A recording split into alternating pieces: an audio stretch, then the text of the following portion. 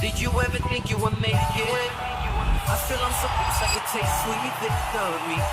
I know this life meant for me. Adam, what's your point? The future looks bright. My handshake is better than anything I ever saw. It's right here. You are a one-of-one? My son's right about it. I don't think I've ever said this before. All right, gang. For those of you that watched the memorial or were there, you probably experienced what we experienced. It was a magical event. I can't wait to share a couple things with you. Everything from the moment we left to landed to being there to all of a sudden we're sitting at a place. Ilhan comes and sits right next to my oldest son, Tico. Tico's looking at him. They're having a conversation for 2 hours. Just, literally right next to each other. What was Tico's reaction, by the way? He just, to him, that's his guy. He's a big Ilhan I thought he said he went like... Initially I heard him. He was like this. Cool when the rockets land by themselves. Seats taken, buddy. Yeah. Well, he took my seat. and the speech, everybody from Don Jr.'s funny moments, hilarious. President getting up there, doing his thing, talking about, I hate my opponents. I know that's not Charlie. I just hate my opponents. I hate them. I don't know. I can't help myself. These left, what do you call them? These radical left lunatics. Lunatics. He said, they tell me to say just left, but I like to call them lunatics. And then a couple guys that got up and gave the message. Erica at the end, when she gave the message, was something else. So we got a lot of stories to go through. And some things that happened yesterday that I got a question for these guys. Specifically for these guys after yesterday's event. So we'll see. We'll see what the answer is going to be like. Okay. By the way, we got back here this morning at 1 o'clock in the morning. We landed. Adam drove all the way down to a hotel down the street. He was still late today. And Rob, on his way back, he was in the middle of a standoff. That's terrible. Did you mean a standstill or standoff? No, it was a police standoff. They had a car to the side of the road, helicopters, and 20 to 30 cop cars. Vinny, what'd you do? I was trying to get home and sleep to do this. Yeah. Okay, so let's go through them. Trump to impose $100,000. By the way, Tom is joking. Yeah. Trump to impose $100,000 fee on H-1B visa applications. Tear gas used on protesters at Chicago area ICE facility amid immigration enforcement clashes. We're going to talk about, obviously, all the things that happened yesterday at the memorial. Jimmy Kimmel in talks with Disney exec to negotiate a return of the late night show. The former Disney, Michael Eisner, CEO, had a few things to say. You have to hear what this guy had to say, which, by the way, Tom says he made a lot of good points. Van Jones shared a private DM from Charlie Kirk. And Van Jones, who is not on the same page politically as Charlie Kirk, got emotional sharing what happened with that. Soros cuts $10 million check for California's redistricting campaign. But there's another data that also came out that he gave $80 million that I want to talk about to see what this guy's doing. What is this guy's motive to try to divide America to these leftist groups glorifying terrorism and violence? What is wrong with this guy? This is why President Trump said we may look into him for a RICO case. And we'll see. We'll see what's going to happen there.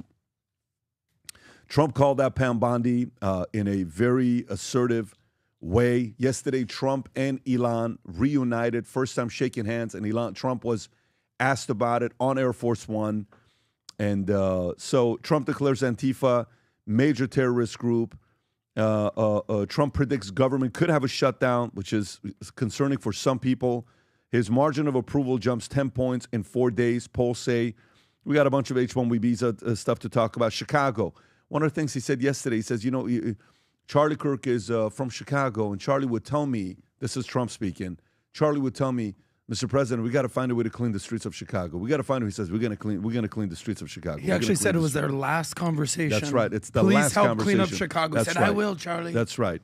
Trump eyeing to return to Afghanistan, saying U.S. is trying to get back Bagram Air Base. Interesting. The TikTok deal, we'll talk about that. Trump suggesting pulling licenses of certain networks. There's a new video of Tyler Robinson that was found. Erica Kirk is officially the CEO and chair of Turning Point USA. Bill Maher slams Hollywood. Pete Buttigieg responds to Kamala Harris, saying the reason why she didn't pick him is because he's gay, which is deeply concerning for that community. Victoria's Secret ditches woke rebrand and vows to return to unapologetically sexy roots. What a common sense idea weird. to return to. Oh, my time. God. In You other guys words, are back when they had good brilliant. sales. Yeah, What is a woman? exactly. And then could 2028, this is Politico, could 2028 be the YouTube election? Uh-oh. What are they talking about? Are they saying podcasts and YouTubes and creating your own, platform could be the reason some people could get elected in 2028? Who knows? Josh Shapiro says Kamala Harris will have to answer for never raising concerns over Biden's death. And then we got a bunch of other things that's going on here. However, guys, I'm going to tell you this. Something special happened last week. Before we went to the memorial, Vinny had a new collection. And we just got a report from Leo how successful that collection was. I'm going to have Vinny say a few thoughts and few words about the Faith Over Fear. Vinny, share with them why you're excited about this shirt. Oh, I mean, I think we rarely do back-to-back. I don't think we ever have done back-to-back. But it's such a big hit, especially with the timing of it. But so as you guys can tell, cross on the front, Faith on the Fear on the back. I wore this on Sunday, and I went to a diner, and I'm sitting there. Guys, a guy pats me on the back, sits down next to me, starts telling a story about his faith and his family, starts crying. A waitress comes, and she's just sitting there. Her name is Mary, sitting there staring at me. I'm at Lester's Diner. I had 5 people around me talking about faith and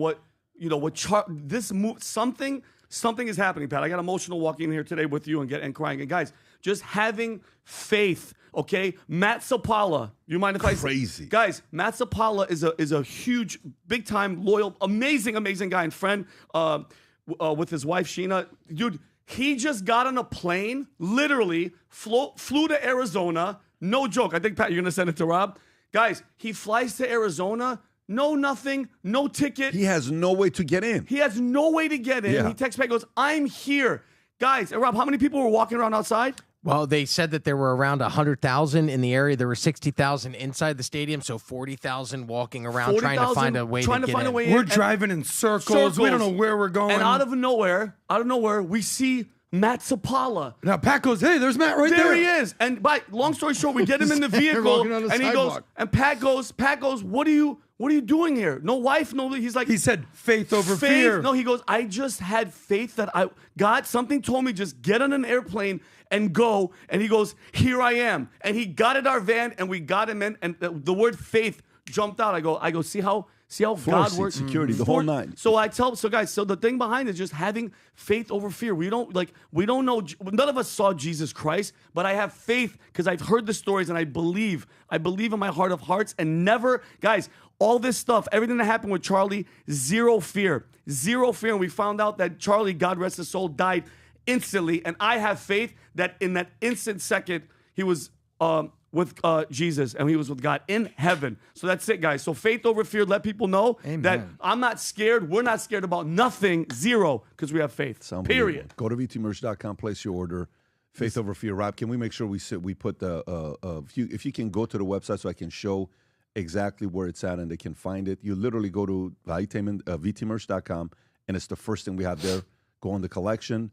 There's multiple colors. The white. Apparently, the red is doing really good. Yeah. Go whichever color Look you at that want. You one. pick and choose gray. Get your shirt represent. And is that? Can you show that? You want to show that video of him? What? The yeah. Matt. So this is Matt Sapala. Guys, Check this is out. 40,000 people walking around and look. There he is. I can't hear him. Oh, look at him. Look at Matt. He's trying to find a way to get in. And now who's FaceTiming him? He's Adam FaceTime. I'm FaceTime recording him. him. I'm like, get in the car, buddy. Look at that. He's like, what car? Guys, I said, turn around. Look at him. I'm like, get over here, just straight.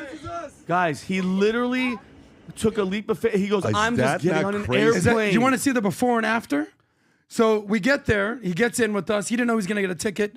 Next thing you know, thanks to PBD, thanks to our crew, thanks to Turning Point, look how close Matt, who had no access, he's standing there front row with me, David Harris Jr., Matt Sapala. Hey, look, we made it. Having faith, bro. I said, Pat, you just show up. Yeah. Great things will happen. Okay, so let's talk about yesterday. Let's talk about yesterday's event and how magical it was. By the way, I've been to a lot of church revivals in my lifetime. I've been to many And Tom, how do you define a revival? They bring a lot of speakers, messages are being given. Maybe you're recommitting, right? You're making new decisions. What would you say revival is? A revival is where churches used to take a couple days out and say, hey, we're going to invite some other pastors here, and we're also going to talk about things that really matter here in the community, and specifically why your faith is so important. And it's not just the 1 hour sermon with some praise. It's like an 8-10 hour deal, right? Yes. Sometimes they're all day. Old-fashioned revivals used to be like all day on Saturday, and then baptizing people at the end of the day and everything that goes with it. But it was more so in other conversion words, focused. So yesterday, this place, Rob, if you just show one of the clips of what the place looked like, this place was jam-packed. Please welcome to the stage, Frank He Turek. crushed it, by the way. It was great. He crushed it. This guy was just...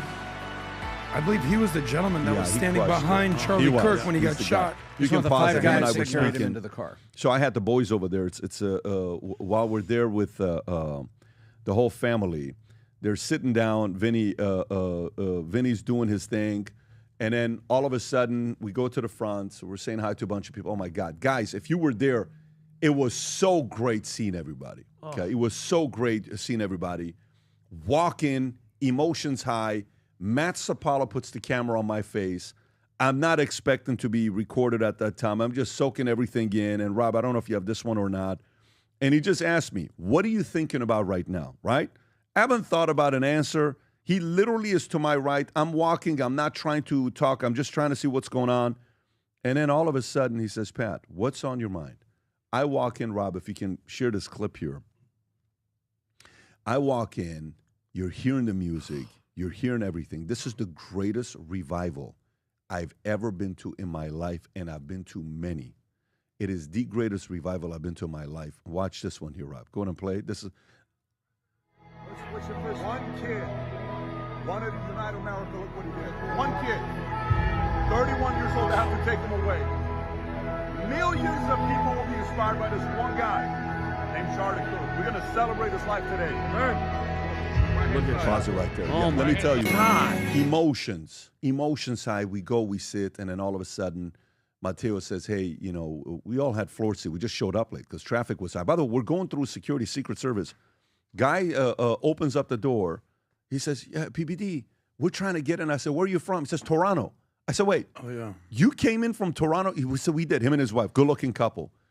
I said, so what happened? They send us out. I said, what do you mean they send us out? There is no room in the stadium. You're kidding me. No. What do you mean there is no room? There is no room in the stadium. How about the overflow room? The overflow room is packed. Yep. What are you talking about? He's saying, can we get in with you? I said, I can't get you right now. I'm right with Secret Service trying to get through. But it was such a incredible place to be. And then all of a sudden we get in. Mateo takes us. He says, hey, Elon Musk is not going to be there. His seats are available because we was going to be 2 and 2, and I wanted the boys to sit together. We go when we sit down. It's me, Vinny, Tico, and Dylan. And then literally 5 minutes later, they say, well, Ilhan is here. He's right there. Yeah. So Ilhan walks up. Vinny gets up. Ilhan comes and sits right next to Tico. That was my seat. Okay? And you see the hand up? You see the left hand up? Someone's hand That's up? Dilly. That's Dylan's hand. So you can't see Dilly. You can't see Dylan's hand, but you can see Tico's profile. And it was just a great event. It was a great event. But Vinny, for you, what was it like being in the room? Without trying to put fluff or whatever people call it, when you walked into that stadium, you felt the presence of the Holy Spirit. People were singing. Think about it. One of our guys was just 11 days ago assassinated in cold blood in front of the world. And guess what this room was? Nobody was fighting. Nobody was rioting. Nobody was burning down. Nobody was killing.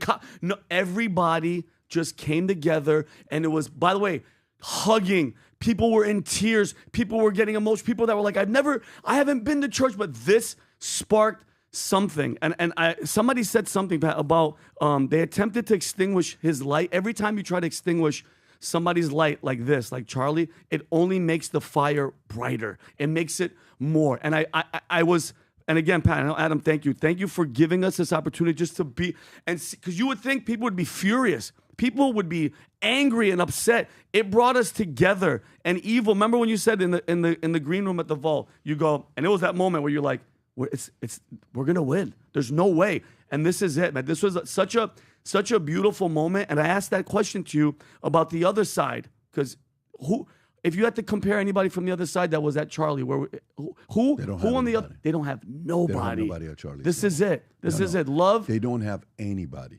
at Charlie's level. Nope. Nobody. Let's go through a couple of the talks that was given. Okay, let's go through a couple of them. Rob, if you can pull up Don Jr., because Don Jr. broke the ice. Yeah, he did. And if you guys weren't there, Don gave a phenomenal speech. I texted him afterwards. Phenomenal speech. But Don was the guy that actually made the place a little bit. He brought the temperature down. He got people to laugh by impersonating his dad. Oh, Here's man. Don Jr. impersonating his dad. Right after his dad is in the arena, he points at him and then he does this. Go ahead.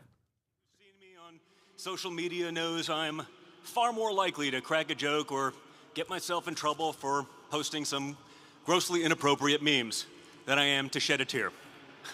I know this because I've even gotten the call from that guy a couple times. You know, Don, Don,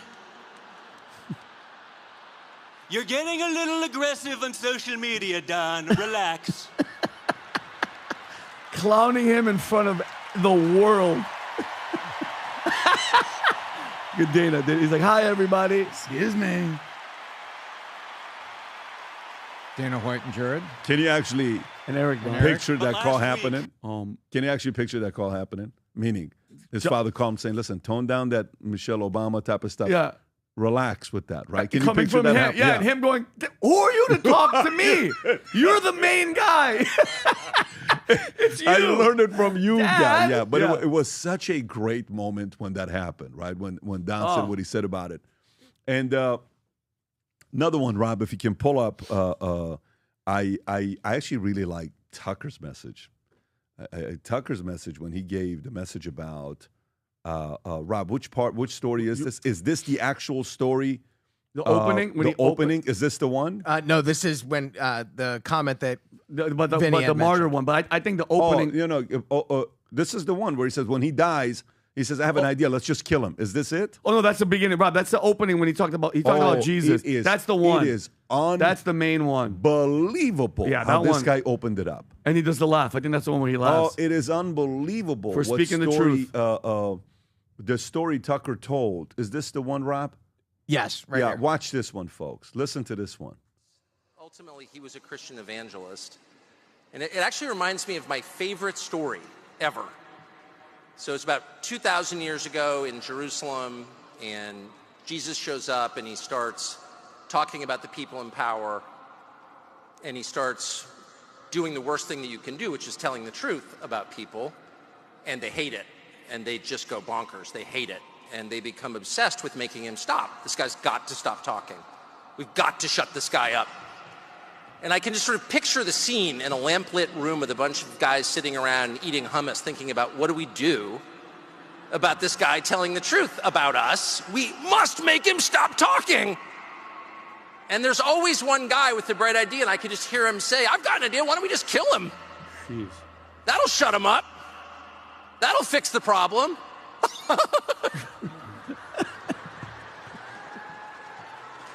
It doesn't work that way. It doesn't work that way. Everything is inverted. Tom, what do you think about that message? The message that Tucker gave immediately was getting heat as people were connecting dots and saying, oh, he's bringing up Israel. No, he wasn't. He's bringing up the historical fact that there were Jewish people at that time waiting for the Messiah. And are you the Messiah? Are you him? And he was ministering to people, healing people. But the leaders of the synagogue, who were corrupt, they wanted to keep power. And so that's exactly what happened. And we all know the Easter story and the Passover week and what they did and trumped up charges on him and did it. And so Tucker's talking about that. And he was recounting that biblically very authentically. And then people were giving him heat for that. But his bigger point that he made really touched me because I felt the Holy Spirit was front and center. Faith was foregrounded, but it wasn't like a political rally where you talk about faith, but you spin it. You're really careful how you say it because you don't offend these people over here. And there was no spin of it. And Tucker was just telling the historical story of that's what happened to Christ, and that's how Christ became the Savior of the world. And I thought, Tucker's recounting of that was fine. There's people were saying, "Oh, you know, he's." What did you think about it? What did you think about his message? I thought overall Tucker's message was well crafted. It wasn't overlong. Yep. And I thought he was kind of on point to the moment. Yeah. I kind of felt that way. I thought so as well. I thought he crushed it. I thought he was phenomenal. I thought the great thing about a panel of speakers is if everybody hits the different tone and not everybody hits the same. Yes. You know, sometimes everyone's like, you know, when a ruler dies. When a tyrant dies, his rule is over. When a martyr dies, his rule begins. 3 people use the same quote, but You're they like, were not in the room to hear that the other. exactly. So the first person that said it, the reaction was massive. It was Benny Johnson. Yeah. The place was lit up, and then afterwards it was like, well, Yeah. that's why you need to be there to hear what the audience is saying, so you're not Exactly. saying the same thing twice. But I thought Tucker's message was spot on.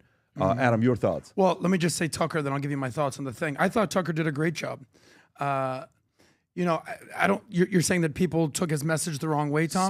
Some people obviously immediately are like, "Oh, read the underlying thing. He's going after, you know, Israel did." Well, it's like, shut up. Adam, it appeared to be people online that didn't understand that he was properly recounting the story of Christ, and they were saying, "Oh, he was telling this tale, trying to insinuate, you know, Israel responsibility." I think that's a massive stretch.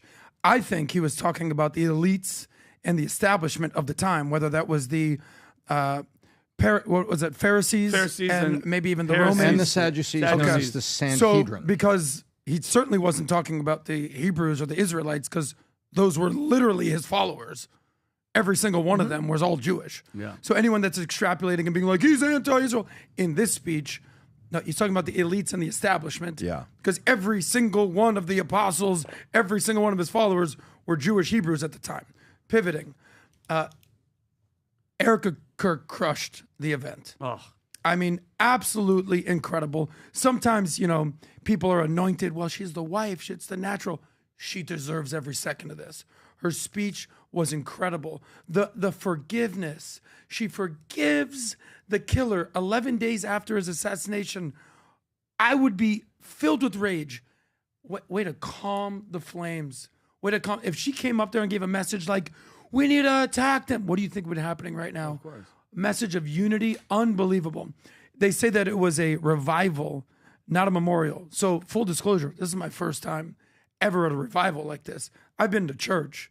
This wasn't church. This was a revival. This was unity. This was love. This was respect. Because you don't have to be Christian to show respect. You know, at one point, Trump got on stage, is like, you know, Charlie Kirk's his Lord and Savior. He didn't say our Lord and Savior.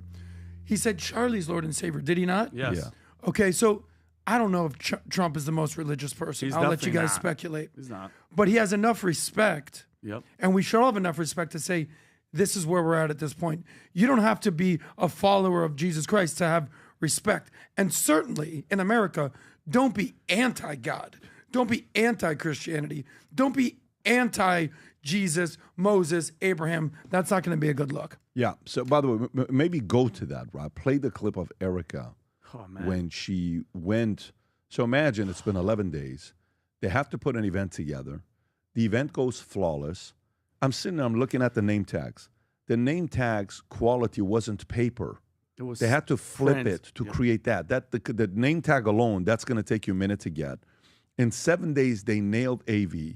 In 7 days, they nailed VIPs getting in Secret Service security. In 7 days, they nailed overflow room. In 7 days, they put their speeches together. In 7 days, they got everybody around the world that agreed to come. Who was the person that was there performing, Tom? The singers?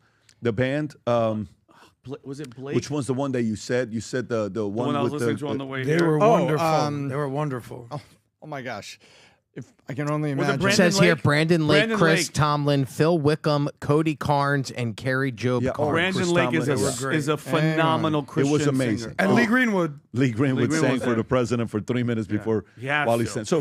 So they did all this stuff, and Erica has to sit there to do makeup, and she has to make her makeup because she knows all the camera's going to be on her, and she has to get her speech, and she has to get in front of everybody with a big poster in the the stadium, 65,000 people, of her husband right in front of her that she has to stare at while she's giving that speech. The emotion's high, and this is one of the moments of her message here. Go ahead, Rob.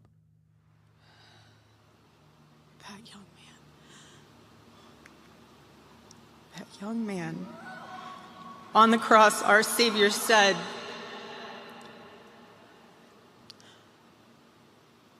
"Father, forgive them, for they not know what they do." That man, that young man, I forgive him.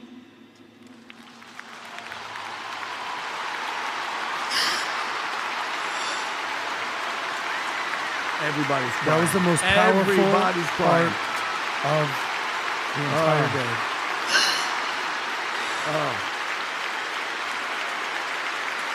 What a strong woman, man. What an incredible woman. That's so not easy to do. And didn't ruin her makeup. Looked great.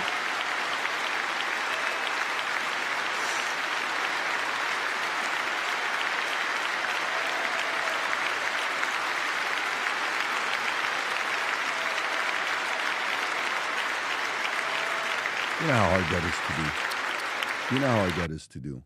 The man that kills your husband, you forgive him 11 days later after it happens.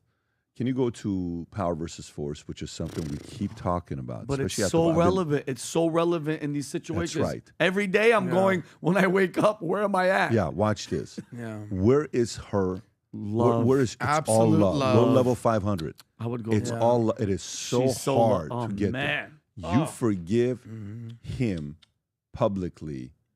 That's love. That's reverence. That's very hard to be there. Very hard. It's above reason. Because a person could say, listen, let me reason with you. I understand why you're upset. You just lost your husband in front of everybody. No, it's faith.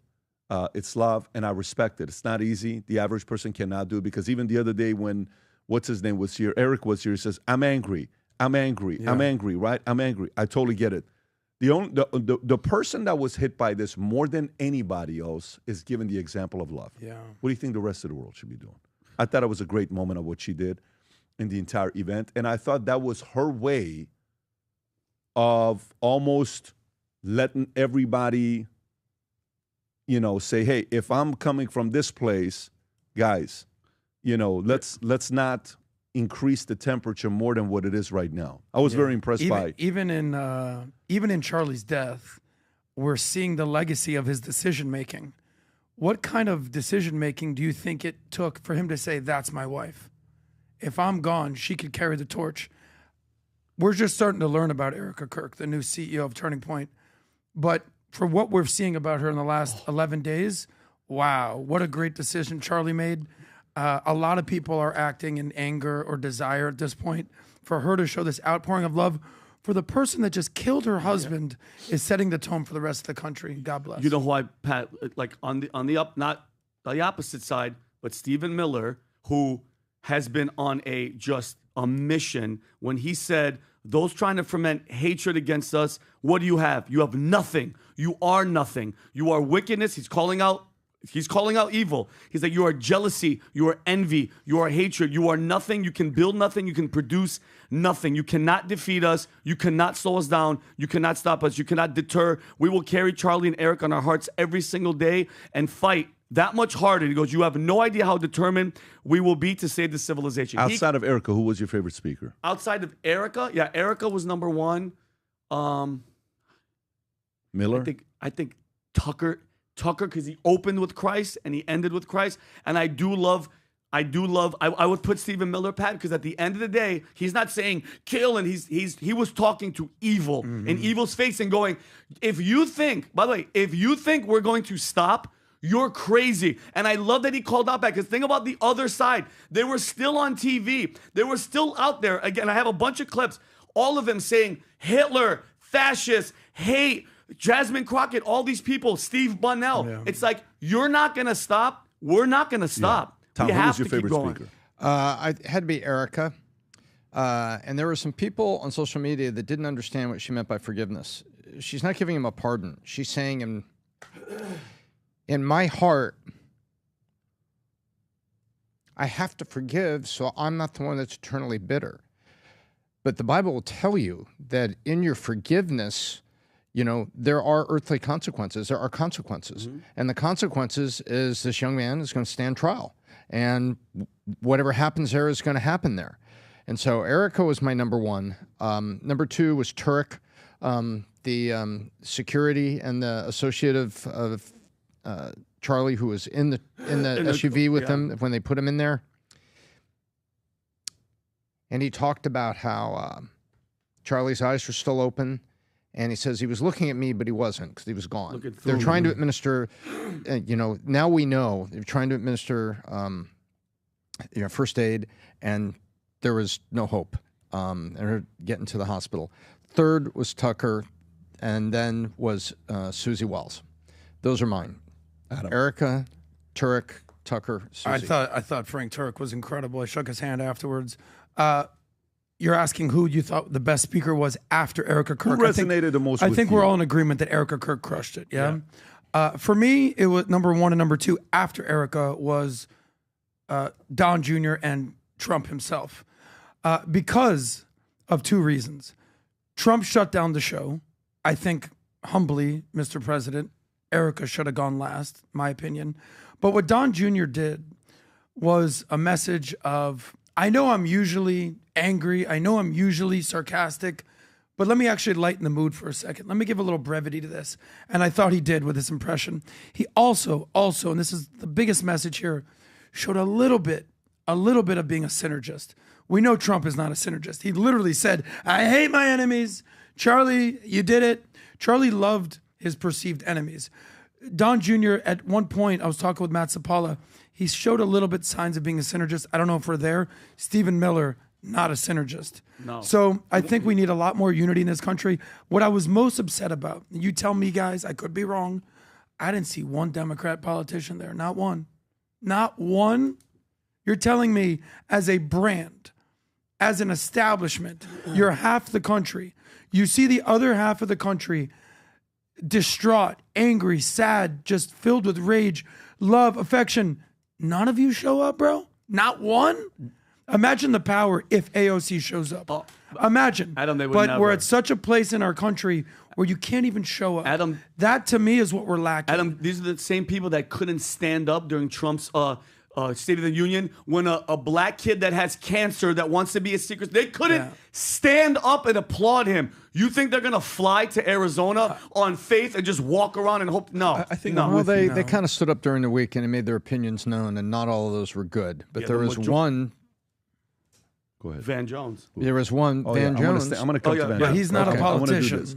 So can you do me a favor? Play the clip of what Adam said about Trump, where he says, you guys like it. I don't like that's not me. That's not me. You just had it up, Rob, I think. That's the one. Go ahead. He wanted the best for them. That's where I disagreed with Charlie. I hate my opponent. And I don't want the best for them. I'm sorry. I am sorry, Erica. But now Erica can talk to me and the whole group, and maybe they can convince me that that's not right, but I can't stand my opponent. I like that comment. I'll talk to Maybe she can convince me. I'm willing to, Charlie's angry. Looking down, he's angry at me now.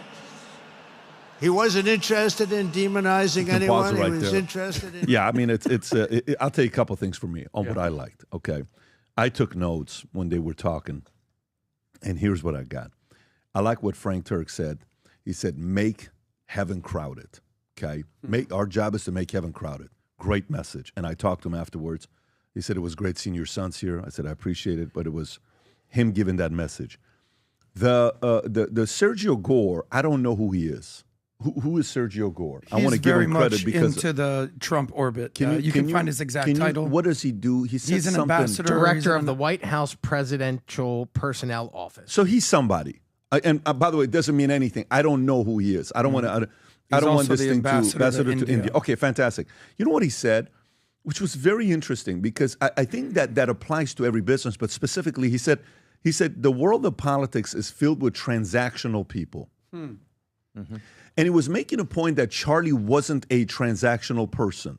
which means they come in, they get what they want next. They come in, they get what they want next. They come in, they get what they want next. You ever seen the movie Vice, where there's a scene where Steve Carell, whatever. Steve Carell, yeah, Steve Carell. He's the one where he says to Christian Bale, who's playing Dick Cheney, I believe. Dick Cheney, yes. And he says, "Man, is it possible that you're even more evil than you were when I first met you?" Ooh. This is when Dick Cheney is firing him. Yeah.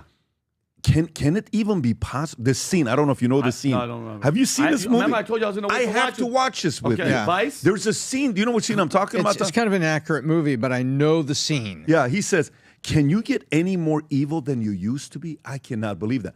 So in politics, transactional. I got what I wanted from you, boom, next. I got what I wanted from you, next. So I like that point being made, the fact that Charlie wasn't. He was a guy that was a builder. Trump called him a master builder, okay? Master builder. Tucker's message was on fire. Hexet said Charlie had big plans, but God had even bigger plans. Wow. I actually like Hexet's message.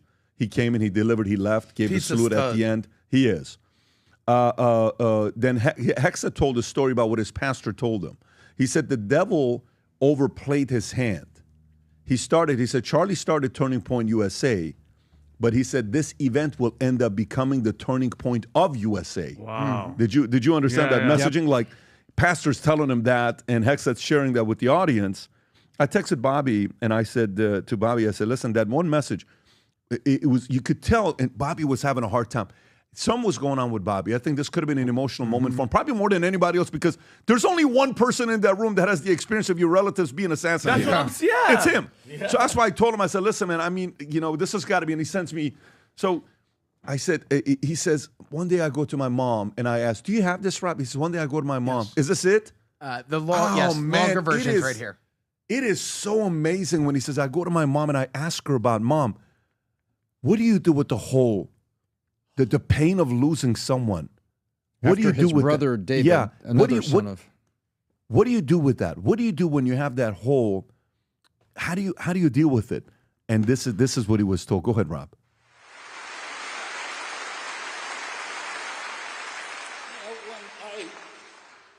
When my brother David died, I had a conversation with my mother, who had been through more than her share of loss and tragedy. And I asked her, does the hole that they leave in you when they die, does it ever get any smaller? And she said, no, it never gets any smaller. But our job is to build ourselves bigger around the hole. Oh. We do that.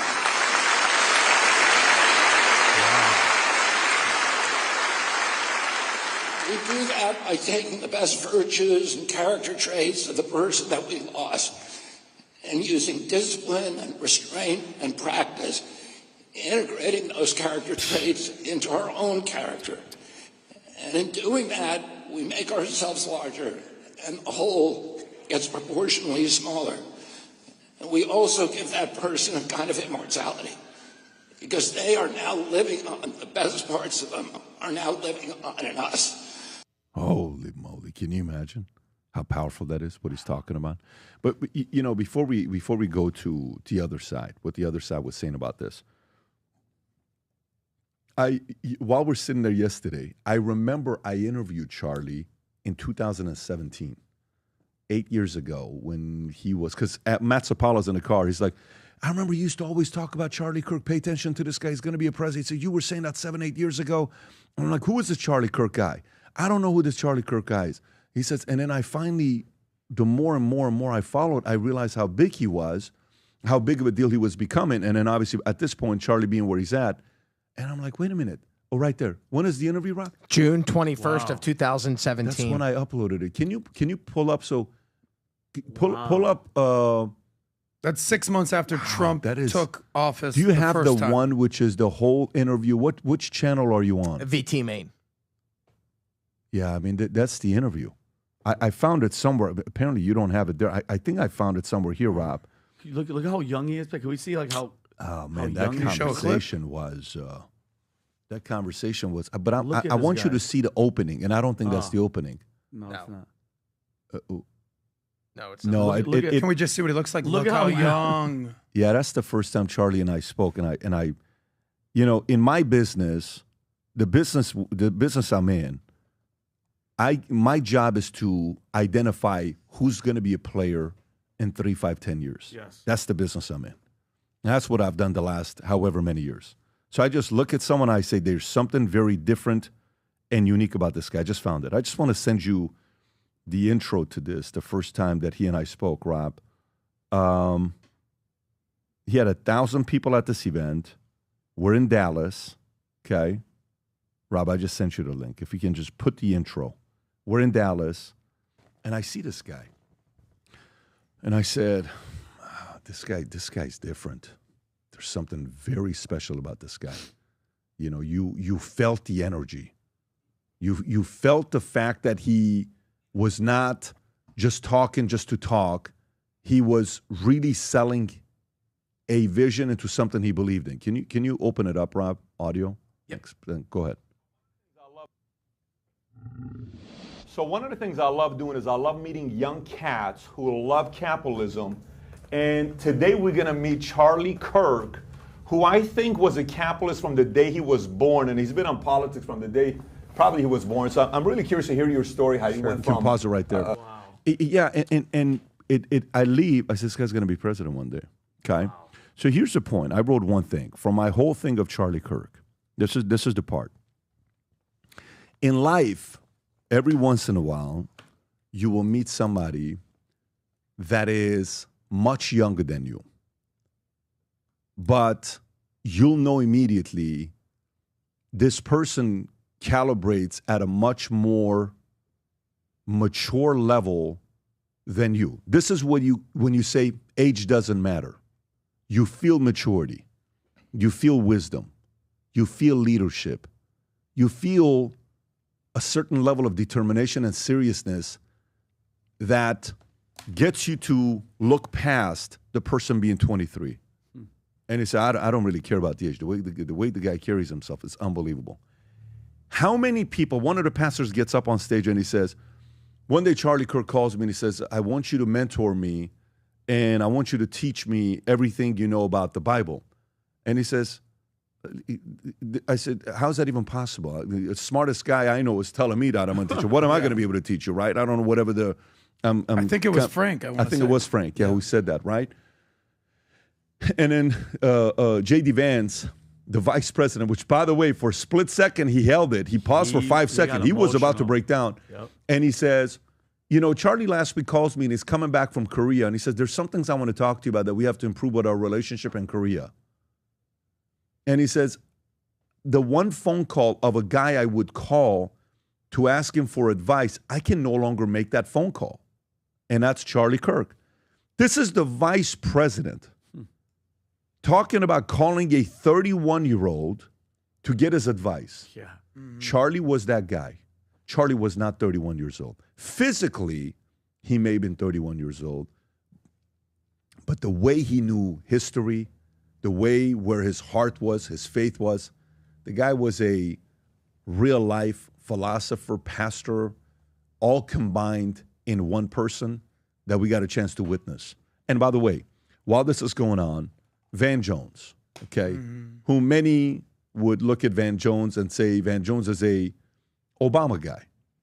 Van Jones at one point was tied to politically to, some people said, some communism, you know, maybe. He said himself, yeah, he I'm said a himself. communist, That's right. and then he said, I've rolled off that, That's but right. I'm still... That's right. And then he all of a sudden tells a story here about Charlie Kirk, and you can tell how sincere he's being. Go ahead, Rob. Charlie Kirk and I were not friends at all. In fact, the last week of his life, we were beefing hard, beefing online, beefing on air. But the day before he died, he did something that shocked me. He sent me a personal message, calling for personal dialogue, wanted me to come on his show. He said we could be gentlemen together.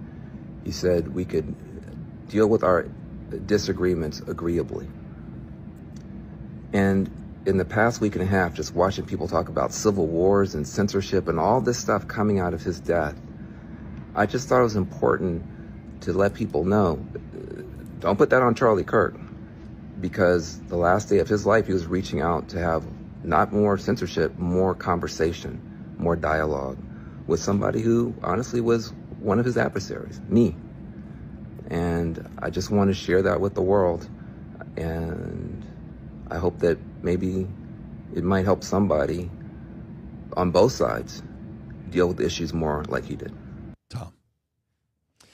Well, I think Van Jones there, first of all, Van, you watch us. I know you're watching.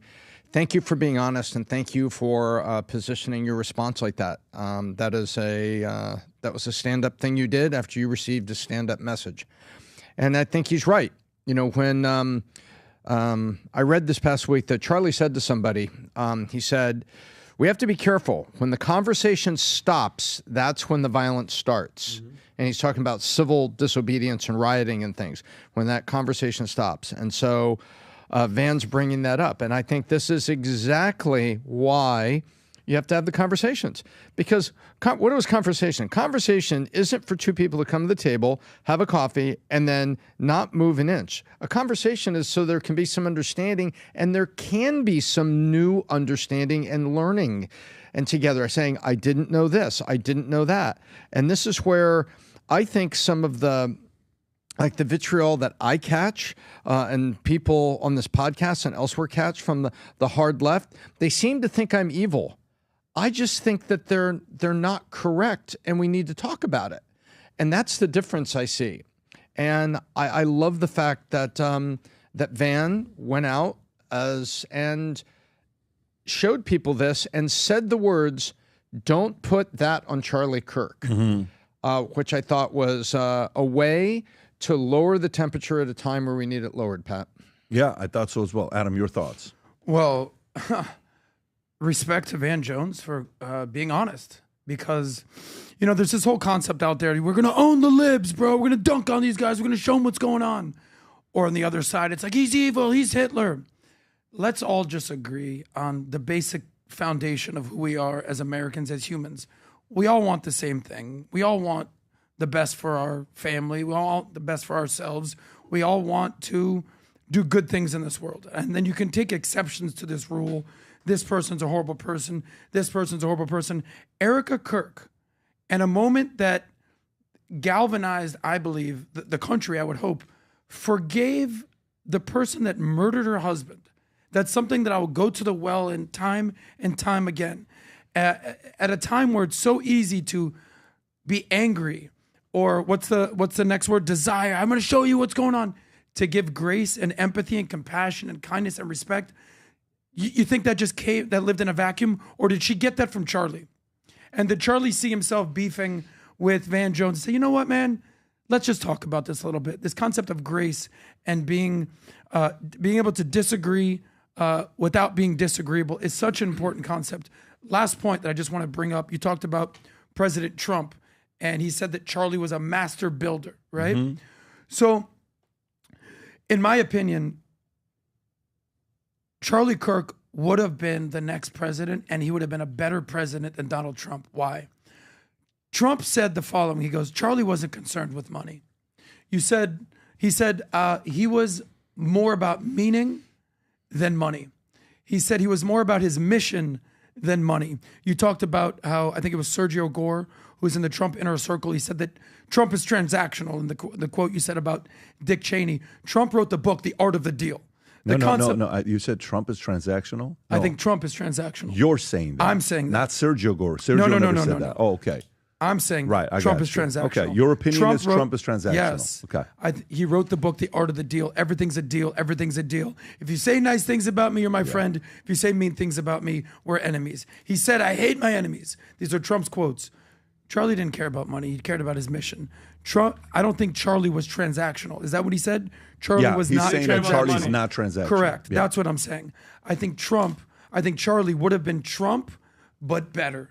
With sympathy and with principles and without, dare I say it, corruption. Okay, sorry. Go ahead, Vin. Yeah, because I was going to say. Are you going to respond to what he just said? Go ahead. Well, first, when you said, Adam, because I have to disagree, when you said we all want what's good for our families and we all what's good for the country, I think that's far from the truth. because the other side, and I hate having to go this side and this side, show me an example of how they're pro-family and the country and because everything that they've showed us to this point, Adam, from opening the borders to all the children getting abused, to pro-abortion, to pro-violence, to celebrating murder, I don't see it. I do respect what Vance Jones did, but what is he going to do with it? Because it always seems like these people go and they have this moment of light. They see the light and then they jump right back. Because he's supposed to take that. I'm happy he's saying it, but what are you going to do with it? Are you going to try to convince your side that the other side isn't evil? We're not Nazis. We're not crazy. It's just take it, and what are you going to do with it? Because what I'm seeing, and Adam, saying that Charlie would have been, I mean, it's your opinion, better than Trump, nobody, I don't think ever is going to go through what Trump went, meaning before he even got in, the spying, Obama, Brennan, deep state, everything, collusion. Trump had to go through hell and back to get to this point where I could see where he's on stage going, I'm not agreeing with it, but he knows the left was watching him. He knows, that's why he's like, I hate my enemies. I'm not going to forgive my enemies. So my point is being, Adam, the other side has to understand they have to have a moment. Something has to happen with the left besides realizing you guys are losing, something spiritually, Adam, has to connect with these people because they're not jumping off the train. They're staying on the same rhetoric that's negativity and it's anti-America and it's anti-us. So I have one question for you. Yeah. What do you mean by the other side? The other side meaning the left. Let's do this. Yeah. Let's do this. Wait. Let me respond to the Charlie thing, then let's go to the other side because we've got a bunch of clips to go through. The comment you made, I think it's a little bit of an unfair comment, but let me give my thoughts on why I think that is. And then I actually like that you said that because it's a good conversation to have. To me, I think Lincoln was the right guy for that time. I think Reagan was the right guy for that time. Okay? I think John F. Kennedy was the right guy for that time. I don't think anybody could have done what Trump did to face the criticism and had the authority and the swagger to pull up and get there. You got to realize, yes, we're giving a lot of love to Charlie, and he deserves every ounce of it. Yes, we're giving a lot of love to all the people that spoke there. But one guy put him up there, and that was Trump. Without Trump, we don't know Charlie. It's not the other way around. First comes the prophet, the guy that was willing to go to war and had the audacity and fearlessness, who inspired Charlies to get behind him. You know, what did they say? The chicken, what is the chicken or the egg? Which comes first, the chicken or the egg? The first came Trump. Okay? That is a historical figure that came and then came, I'm going to go fight for him and I'm going to go get all these states and places for him. When he says, Charlie would call me sometimes and he would say, Mr. President, can you be in Arizona tomorrow? What? What are you talking about tomorrow? You're giving me 1 day. These people need to hear from you. And sometimes I'm like, this guy is crazy. But I would have to go for it. Why? Because he did so much for us, right? He did so much for us. And as much as you're saying transactional, there's a part of me, I got a phone call, from someone that said, Pat, I wonder if it's all business with you, right? Is it all business with you? It's a fair question to ask. Mm-hmm. It's not a I don't take it as an insult. I take it as, yeah, I can see how that's what it could look like. If it was only transactional, why is Dana White still in his life 20-something years later? How much money has he made off of Dana White? Why are so many of these guys still doing what they're doing? Was there an element of transactional? Sure. Was there an element of that happens in business? Yes. Are some of those people you don't want to be in business with again? Yes. But I think Trump is a once-in-a-lifetime type of guy who built master builders. There are master builders. Then there is the guy that built master builders. Trump is the guy that built a ton of master builders. Trump created careers for people. Trump put people on the limelight with podcasts, with shows, with writing, with politics. Trump gave camera and eyeballs to people who have never gotten it before. That's the difference. But if you're going back to saying, you know, when the one part of the event which was like such a boom, it just hits you, is the comment J.D. Vance made. When he says, I have not talked about Jesus more in my lifetime than I have in the last 2 weeks. And that's because of Charlie. Charlie brought God back into the center stage. Charlie's bringing that back. That's going to be Charlie's movement, which I don't think we got with the president, which I don't think we got. But I don't think that's him. I don't think he needs to be that guy.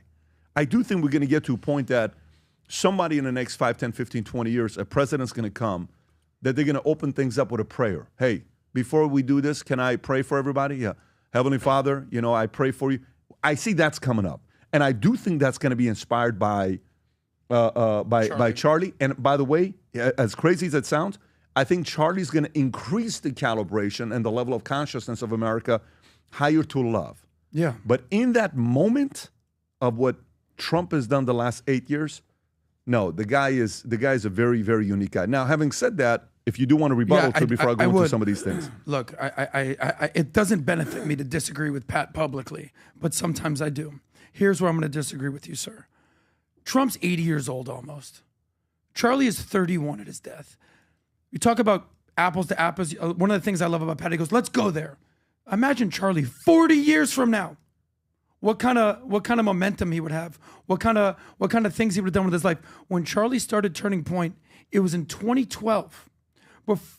4 years before Trump even thought about running for president.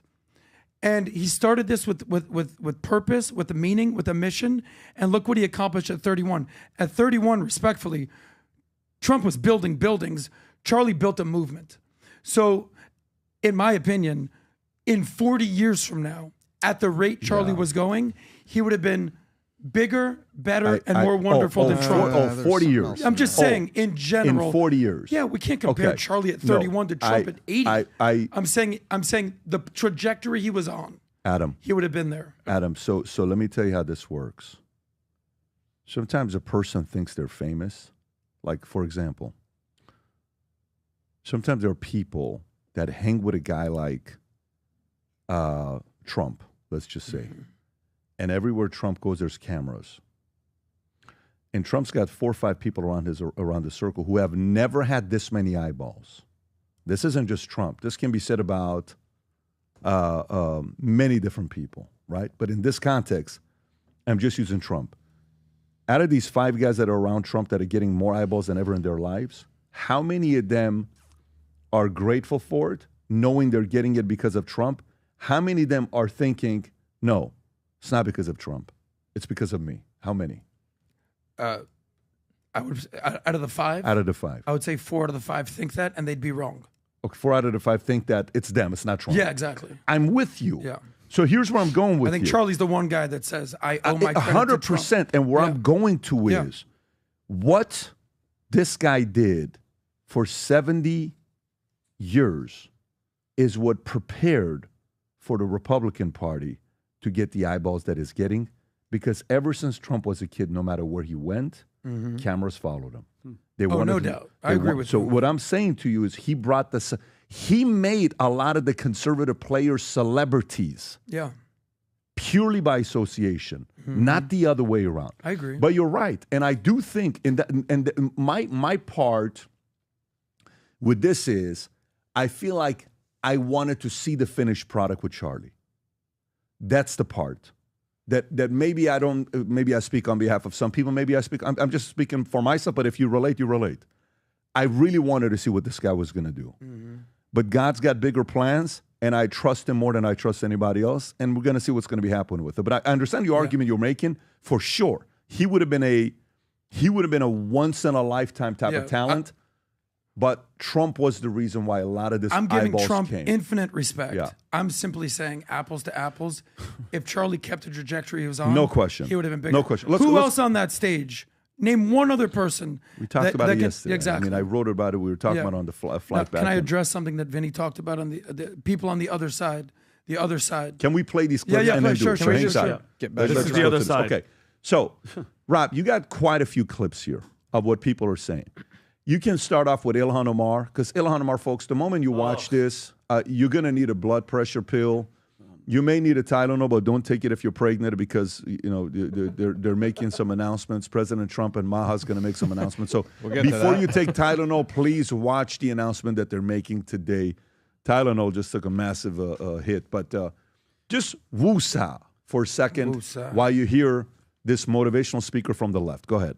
It was the video where it called him Dr. Frankenstein and said his monster shot him through the neck. I mean, obviously this is a person, and looking at this is someone who was a husband and a father, and in the days after his shocking death, that happened as a result of his views, or it happened as a result as he was sharing his views publicly with people, that people found it jarring to hear such criticism of that in the immediate aftermath.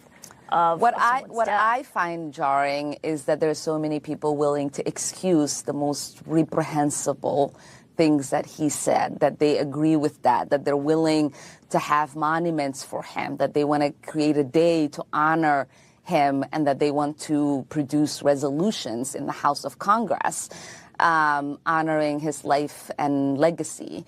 It is one thing to care about his life, because obviously so many people loved him, including his children and wife.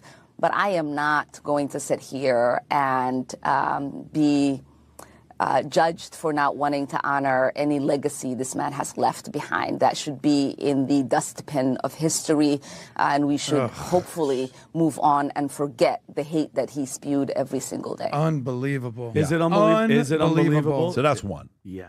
Okay. Rob. Yeah. Crockett, who is possibly a candidate for 2028. I know people joke about it. Well, hopefully she But is. I'm telling you, she's a candidate for 2028. Please. Rob, is this the clip with her with Dana Bash? This is where they talk about the resolution to honor Charlie Kirk and her response, why she was upset by it. Go for it. That came before the House this past week honoring Charlie Kirk. And there were 58 Democrats who voted against it. You were one. Yeah, Why? Absolutely. You know what? One of the things I do want to point out that's not been laid out that honestly hurts my heart is when I saw the no votes, there were only 2 Caucasians. For the most part, the only people that voted no were people of color, because the rhetoric that Charlie Kirk continuously put out there was rhetoric that specifically targeted people of color. And so it is unfortunate that even our colleagues could not see how harmful his rhetoric was specifically to us. And I can tell you that a month prior to him passing away, he had actually gotten out on his podcast. I wasn't aware of this at the time, but he got out there and he was talking negatively about me directly. So if there was any way that I was going to honor somebody who decided that they were just going to negatively talk about me and proclaim that I was somehow involved in the great white replacement, yeah, I'm not honoring that kind of stuff, especially as a civil rights attorney, and understanding how I got to Congress, knowing that there were people that died, people that were willing to die, that worked to make sure that voices like mine could exist in this place. So to me, just like we wanted to make sure. Vinny, thoughts? Well, first of all, she has multiple personality syndrome, because you could, that's not how she speaks. When she's in front of a different crowd, it's like, yeah, child. Mm-hmm. She turns into she lets her ghetto out completely different person. Rob, I sent you another clip. Pat, look at this. This is just a quick montage of this interview.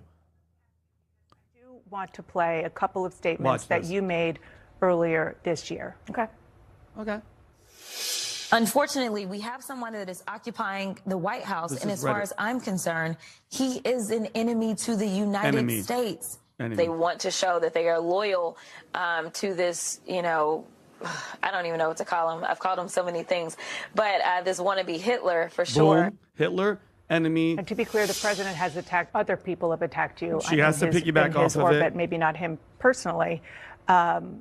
But do you have a responsibility as an elected official not to raise the temperature, but rather lower the temperature, particularly when there are people out there who listen to elected officials all over the place who are not well, who use that as a way to instigate the political violence that you are calling out? I think that my responsibility is to be transparent and to be honest.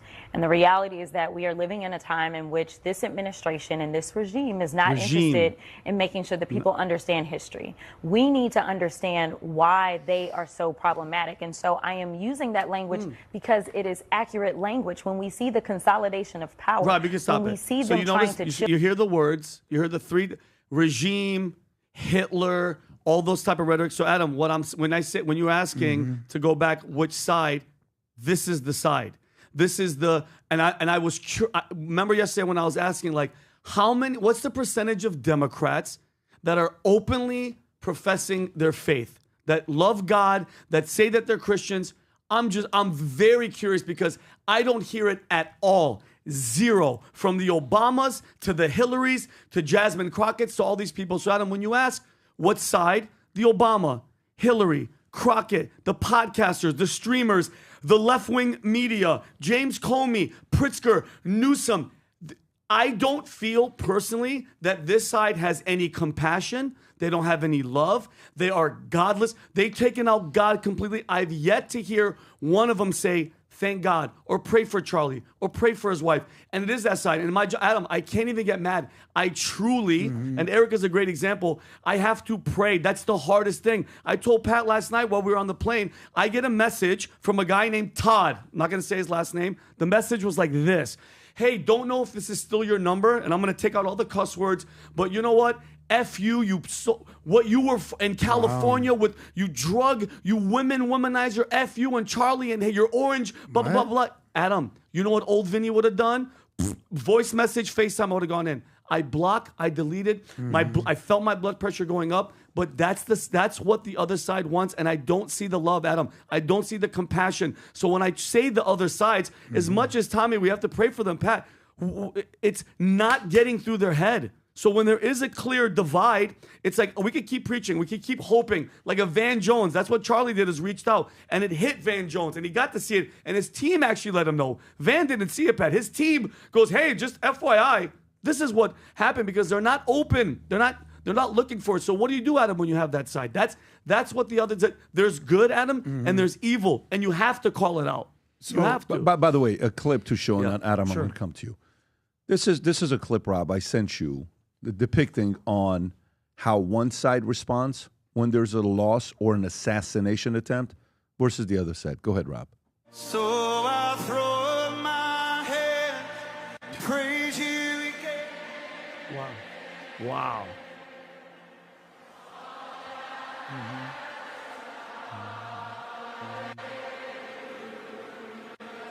Why is that? You tell me. Why is that? Please tell me. Why are you doing that? That's NYPD. That's New York. Omar, look at that. And look at the top. Celebrating the life, no burning flags, stealing, loving looting. America. Yeah, everybody was peaceful.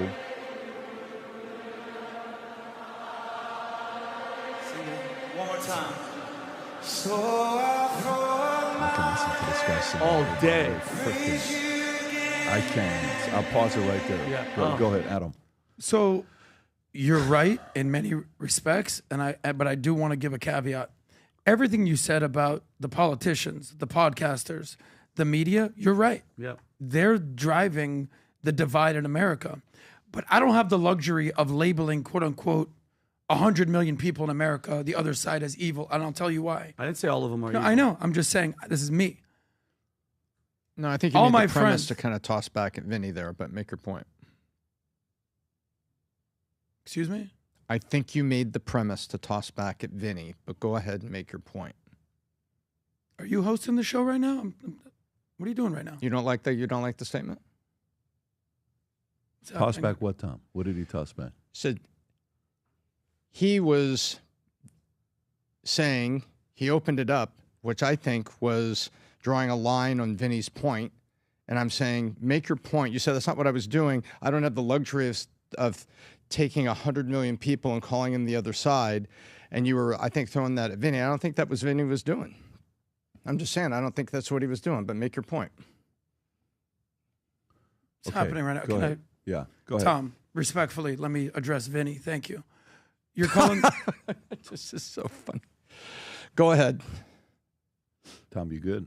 Oh, I'm very good. Okay, go Are ahead. you though?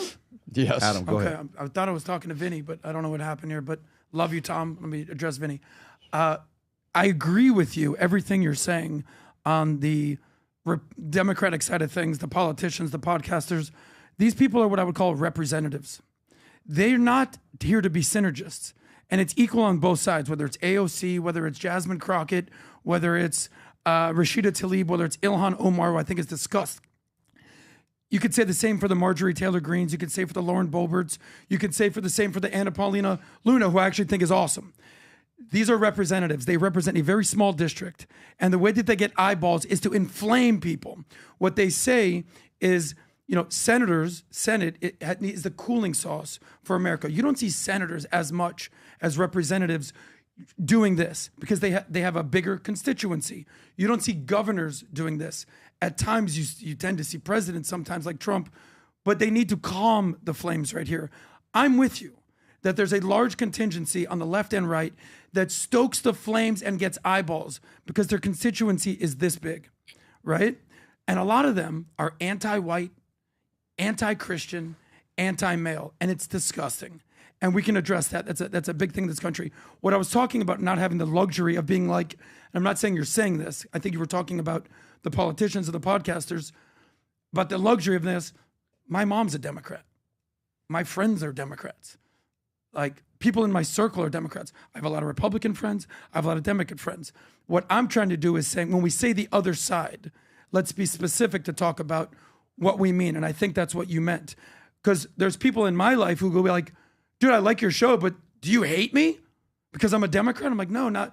But you keep saying that I'm the devil and I'm evil. Like, no, bro. Like, we're talking about this. So what I'm saying is, let's not conflate Democrats or liberals to the far left woke mob and the politicians that represent them. But from what I've been seeing, it's not just the far, Adam. I'm seeing family members. I'm seeing people where the veil has come completely off, and it's not just a small little fringe of the far left. Adam, I'm talking about a lot of these people are showing their true colors, and at the end of the day, and I've said this on other shows, what are they standing on? When you say the Democratic Party, what are their principles? What are their morals? What do they care about? Because if I'm just an outsider looking in, they're not, Adam, I'm not talking about like your mom Democrats that are nice and they're sweet and they're like, I don't like what's happening. I'm talking about the majority of them. If God forbid something happens to Trump, they're going to cheer in the streets. Yeah. They're cheering right now for Charlie. They're mad that the border is closed. Adam, when Trump or whoever is trying to save like unborn children, they're like, how dare you? It's my body, my choice. But when it comes to the vaccine, they're like, shut up. Your body, it's our choice. Yeah. The government's choice. Yep. We get to put in you whatever we want. So I understand. I'm not lumping them all together, but just a vibe. I want a vibe check of the other. What are they doing to calm Adam? Because the Marjorie Taylor Greens, the Donald Trumps, they didn't ask for this smoke. The moment this guy came in, it was you destroy him. Well, they got to fight for. Well, let's Trump is who they vilified. But they didn't go after Marjorie Taylor Greene. But Marjorie Taylor Greene is a AOC. soldier in the fight for Adam. Because at the end of the day, yes, she's angry. They all have different walks of their life, of their faith, whatever. But Adam, how many times can our side get pushed and labeled? And guess what? We have the Stephen Millers and we have the people that are like, hey, enough is enough. Yeah. And they're fighting with their voices at them. They're not sniping people. They're not burning down churches. They're not killing each other. They're not beating up and killing cops. Exactly. There's a whole difference. No, exactly. You're exactly right. I want to hear Tom. Go ahead, Tom. You're exactly right. And this started where you brought up something. And what you brought up, you said, where was a Democrat or someone on the left that was willing to be there, even in the audience? Or speaking, right? Because Charlie was reaching across the aisle. You see what the note he sent to Van Jones was not unique. He reached out to many people like this. And so where were they? And you know what I marvel at It's not Martin Luther King. It's the Reverend Martin Luther King. And he started and he was giving speeches in churches. And these sweet African-American people that were hoping that civil rights would bring things forward and improve things for them were in churches and their Sunday best. And then they walked down streets and they were hit with water cannon and things like this. It started in churches, and it started with faith, and it started with peace. And when he said, I have a dream, what was the dream about? About little boys and little girls coming to the same place and coming to a point of understanding.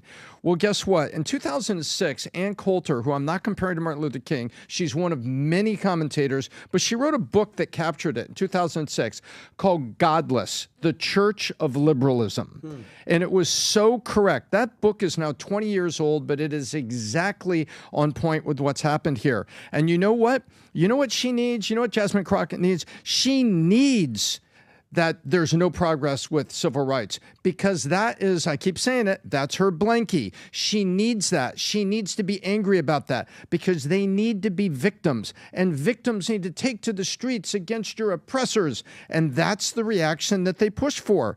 And so we counter with love. And when I say the we, I'm saying the collective we, the people that want to put faith as our foundation, reasonableness, dialogue as our foundation, and come out and say, let's have a conversation about this. They need civil rights to be, oh, it's going in reverse, it's danger. They have to have danger, danger, bad person, you know, go to the streets, overthrow, because liberalism is a victim-based, feeling-driven religion unto itself. And that's where it is. And so Stephen Miller is right. We've had enough of this. We can't have the victimness. We have to be we the people, reaching out for all people, reaching across aisles. But Jasmine Crockett wants none of that. She wants the anger to continue. She needs the anger to continue, unfortunately. But and I'm not commentating. This is by her own lips. This is by her own lips. And so Dana Bash, who's been hit, boy, Dana Bash, if you're on a highlight reel for the last year, she's had some interviews where have gone really kind of weird. I'm not picking on her, but in this one, she kind of sat up and said, don't you feel that you have something here? And was trying to do it. But guess what? There was no, well, look, I think there's some balance. There was none of that. So then I got a follow-up question for you. So George Soros, story comes out with Politico, gave $10 million check for California for redistricting campaign. That's totally fine. You want to give money for that? Totally get it. Keep the state 48-4 when it comes down to Congress representatives. Fine. However, the Daily Caller does a story saying explosive report alleges George Soros doled out $80 million to leftist group glorifying terrorism and violence. Okay, Rob, if you want to go to the story, I don't think you have a video on this. So I'll just read the story and then I'll come back to you. And I have a question for all of you. Okay. So this is George Soros. Billionaire mega donor George Soros has funneled more than $80 million to organizations that praise terrorists or urge protect violence in America, according to a new report by Capital Research Center, CRC. The report said that through his Open Society Foundation, they distributed tens of millions of dollars to groups that engage in or endorse actions that meet the FBI's definition of domestic terrorism. So, again, let me read that. Has distributed tens of millions of dollars to groups that engaged or endorse actions that meet the FBI's definition of domestic terrorism. The revelations come as authorities investigate left-wing organization for possible connection to the September 10th murder of Turning Point USA at Utah Valley University. Since 2020, Open Society Foundation has given $400,000 to the Center for Third World Organization, which boasts its threw down with people in the streets. During the George Floyd riots, CRC noted that CTWO, which is the Center for Third World Organizing, has consolidated radical groups into its hub, including the Ruckus Society, whose founders and training materials endorse tactics that may be outside of the law.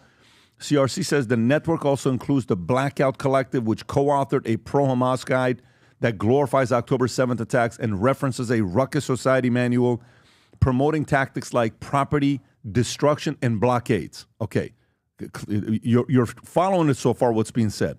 The Open Society Foundation has provided $1.85 million to Dream Defenders and $18 million to Movement for Black Lives Matter, which collaborated with Blackout Collective to create the Pro-Hamas Guide.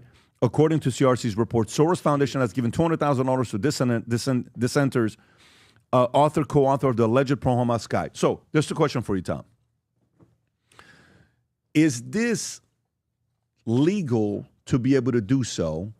And what are the laws of if I give money, and I'm actually really curious, because Soros, his lawyers, you're going to have good lawyers, and I'm just thinking from the lawyer, from his lawyer.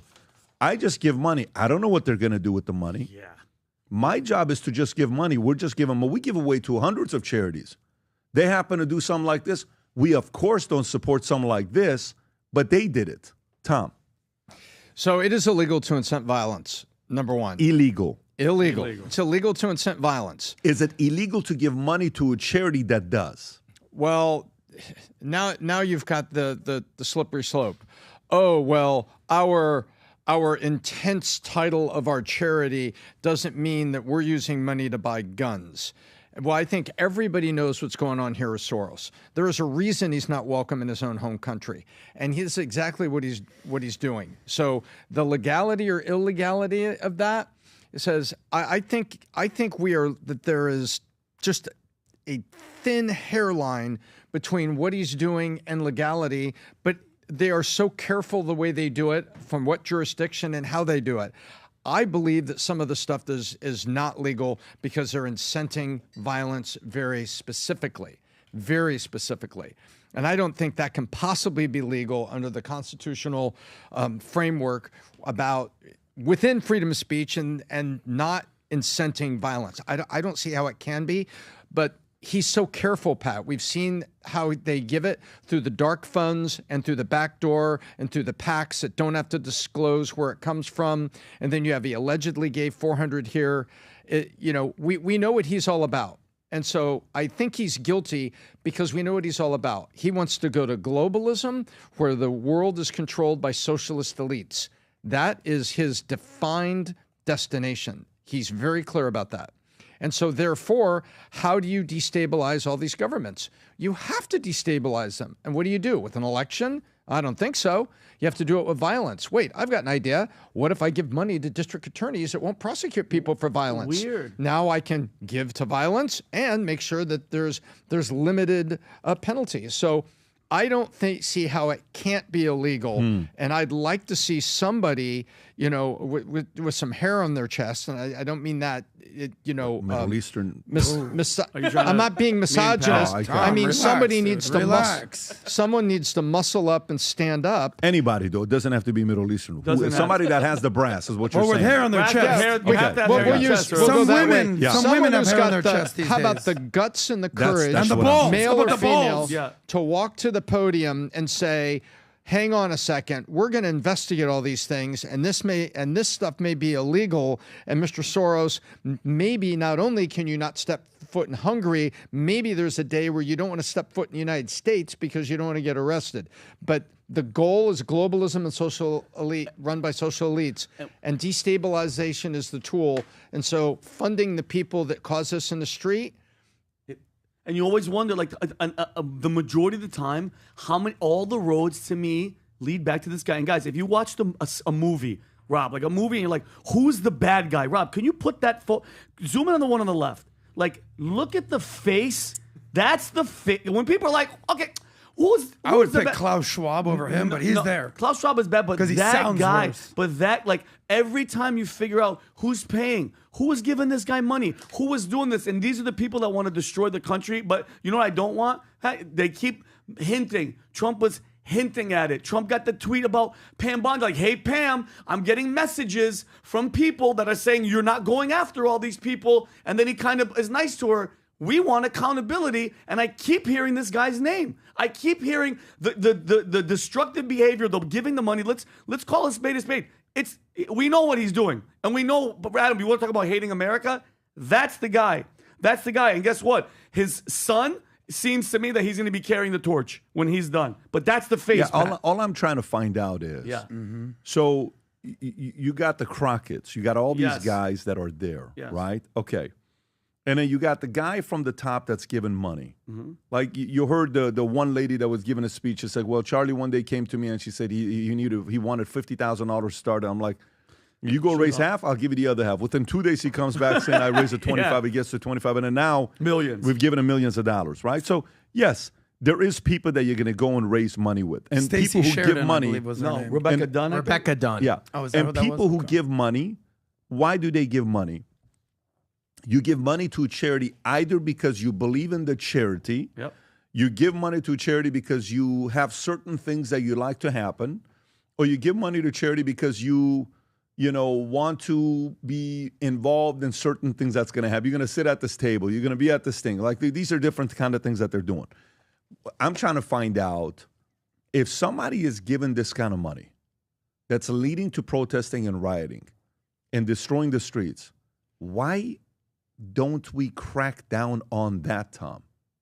Why don't we crack down on the person that's funding all the protests and the riots that are taking place? I think the problem is, and I'd love to get a constitutional scholar here, and I can dive in even deeper. So why was it important for Trump to call, remember when he called the cartels foreign terrorist organization, FTOs? Yeah. Right, because now you're an enemy of the United States. Whose pen can now go after you? Donald Trump. Donald Trump. Can he send helicopters over there with the cooperation of the foreign government to go blow up your drug lab or your drug boat? Or exactly, or maybe something on Mexican soil if you had cooperation. So that's illegal, Pat, and you're an enemy of the United States. The problem is domestic terrorism.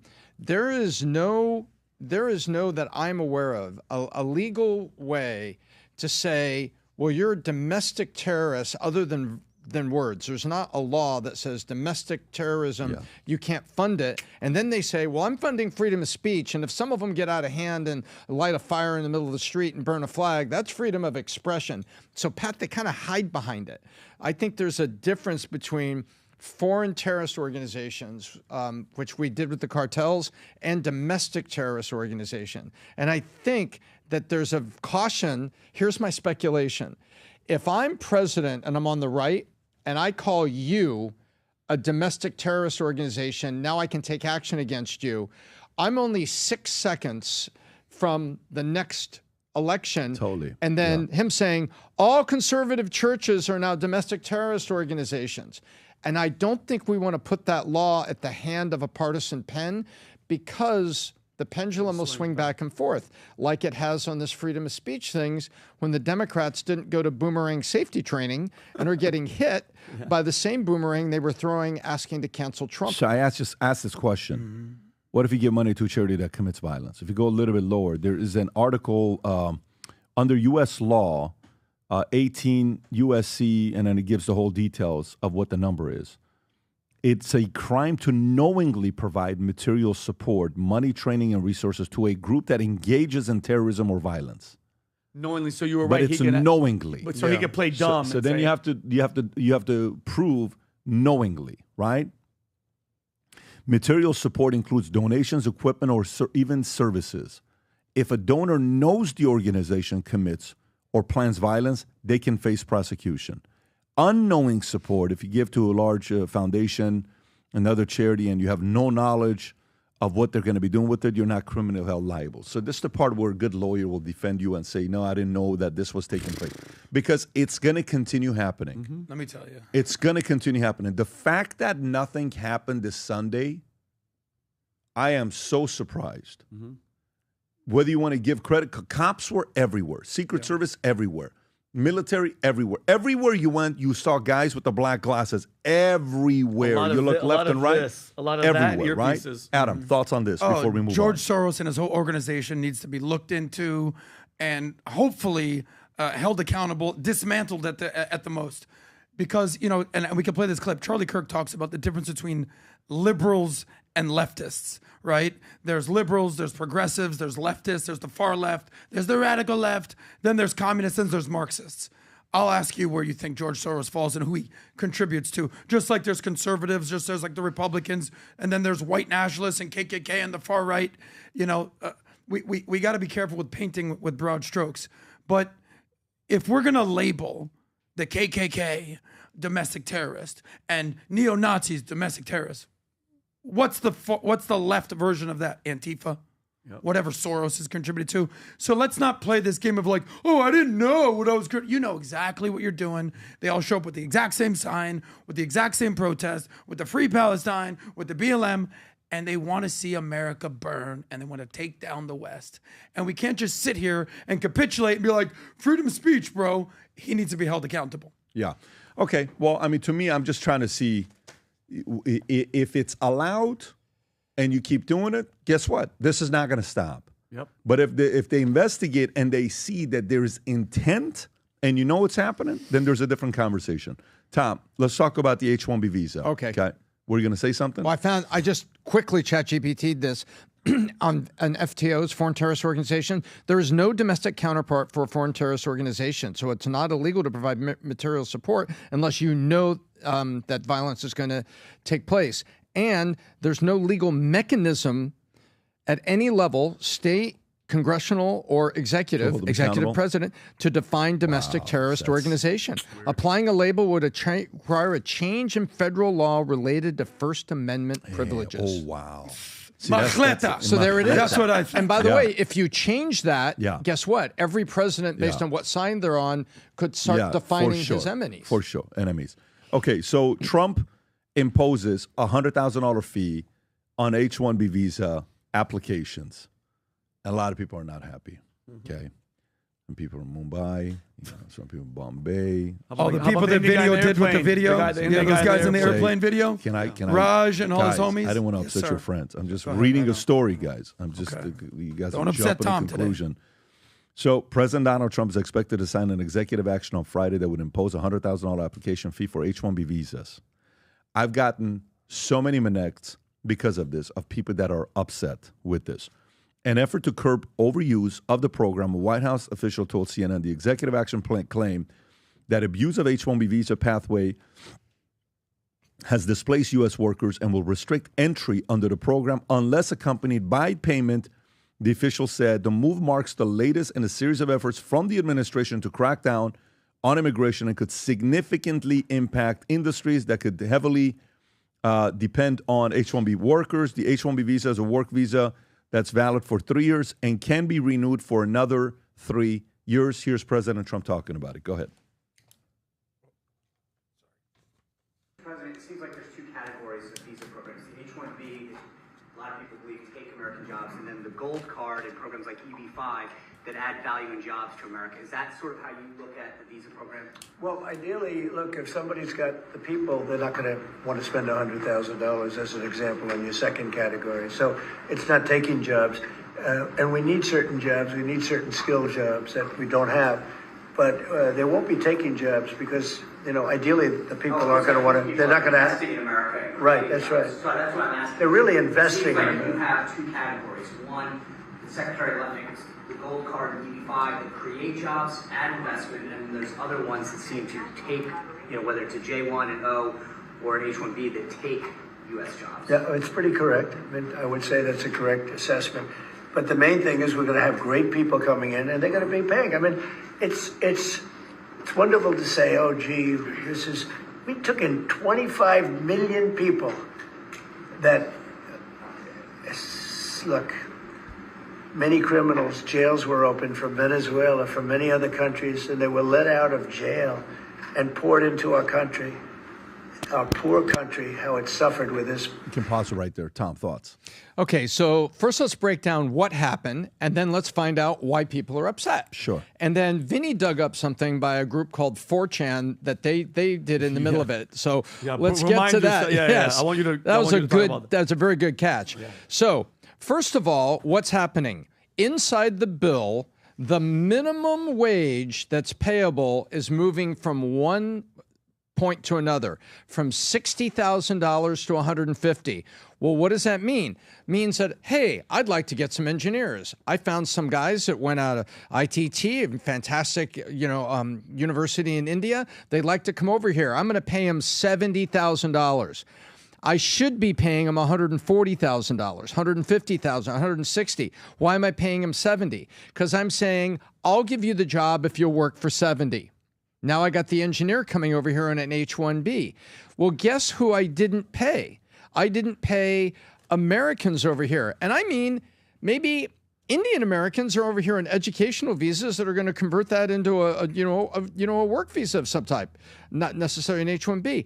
And there are people over here, but guess what I just did? I lowered my cost of making software, didn't I? Of course you did. Because now I got all these people on H-1Bs. Yeah. So here's what Trump is saying. They're saying, if you have some incredibly special individual that you are willing to pay $150 to, and then also give the government $100, that's $250, for it's a super software architect, a super CTO, or a super person, guess what? The H-1B program is here for you, and you may use it. If not, then let's stop lying to the camera about that the H-1B is about diversity and opportunity. It's not. These people, primarily from India, and there's a lot of people reacting, have been taken advantage of for a long time. Let me tell you my personal moral authority on this. I went to hire people when I was in Southern California running a company that had a large software lab. And guess what? People came to me, and I interviewed some people, and they said, but I'm sorry, the H-1B, can you run it through this guy? And I'm like, what are you talking about? And there is a legal organization where this gentleman had 10, and they were Indian, so I'm not picking on India, but they were 10 Indian engineers from Hyderabad that were going to come, that could work for me. But I have to pay the company. I found out the company was going to take 20% of the paycheck. So not only was I going to pay $80,000 for these people, $16,000 was going to go to this guy standing in the middle. Yeah. So they were really only going to get $64,000. What nobody is talking about is the exploitation and the placement services that have been going on. By the way, that organization was based legally with the U.S. business license. They were not criminals. They were in San Francisco. But when you look at it on paper, the absolute conclusion is that individual who just wants a job is being taken advantage of, number one. And number two, a kid like Mark Andreessen, I think, went to the University of Illinois, Champaign-Urbana. I think I'm correct. So you have a modern-day Mark Andreessen that comes out of there and doesn't get the job. Why? He's looking for 120, 130, because that's the price for the job. And so what Trump is saying, if you really want them, you can have them, but it's going to cost you $250, and enough with this. Who's not happy with it? Who's not happy with it? Who's not happy with it is a lot of people from India are upset because they saw this as an avenue to get to jobs, and they were accepting. Who in America's not happy with it? Not people in I'll India. tell you who's not happy of it. Owners? The CEOs that take advantage of this talent that are now in their CFO's office saying, okay, so let's go take a look at the development costs for next year. If we hire any H-1Bs, we don't get them for $80,000 to $85,000. Now it's going to cost us $250,000. We better be sure who we want. So they're upset because we just cut off the cheap labor because, Pat, it is fakery. It's absolute fakery. Silicon Valley and anybody in America, not everybody, organizations in Silicon Valley or in America that were, not everybody, not throwing everybody out, that were taking advantage of this to get cheaper labor than you would get by paying available labor here in the United States are about to see their costs go up, Pat, and that's why they're upset. And a lot of people say, well, you're targeting India. Well, not really, but we're not specifically targeting India like a trade situation. Yeah. But there have been a lot in India, but I'll say it now very clearly. They were being exploited paying a lower rate, and the U.S. companies were taking advantage of that with lower costs, and they were taking advantage of this, and there were great engineers in America of whatever background coming out of our schools that weren't getting opportunities for this because they were there. And guess who could take advantage of it most? The bigger companies that had the longer arms are able to lobby. Your thoughts? Well, look, I think the average American doesn't know anything about H-1B visas, and this conversation came up, I want to say, in Christmas. I thought it was a vaccine. I thought the H-1B one was a vaccine. Gotcha. It's your third booster. I was like, this great, week. another booster? Great. You did it again, Vinny. But this conversation really reached an inflection point. Steve Bannon versus Vivek Ramaswamy and then Elon Musk. And it's true. Tom's right. There are a lot of people that are exploiting this loophole, right? The conversation that you had, I thought was very impactful. Were you on Will Cain's show, PBD? Yeah.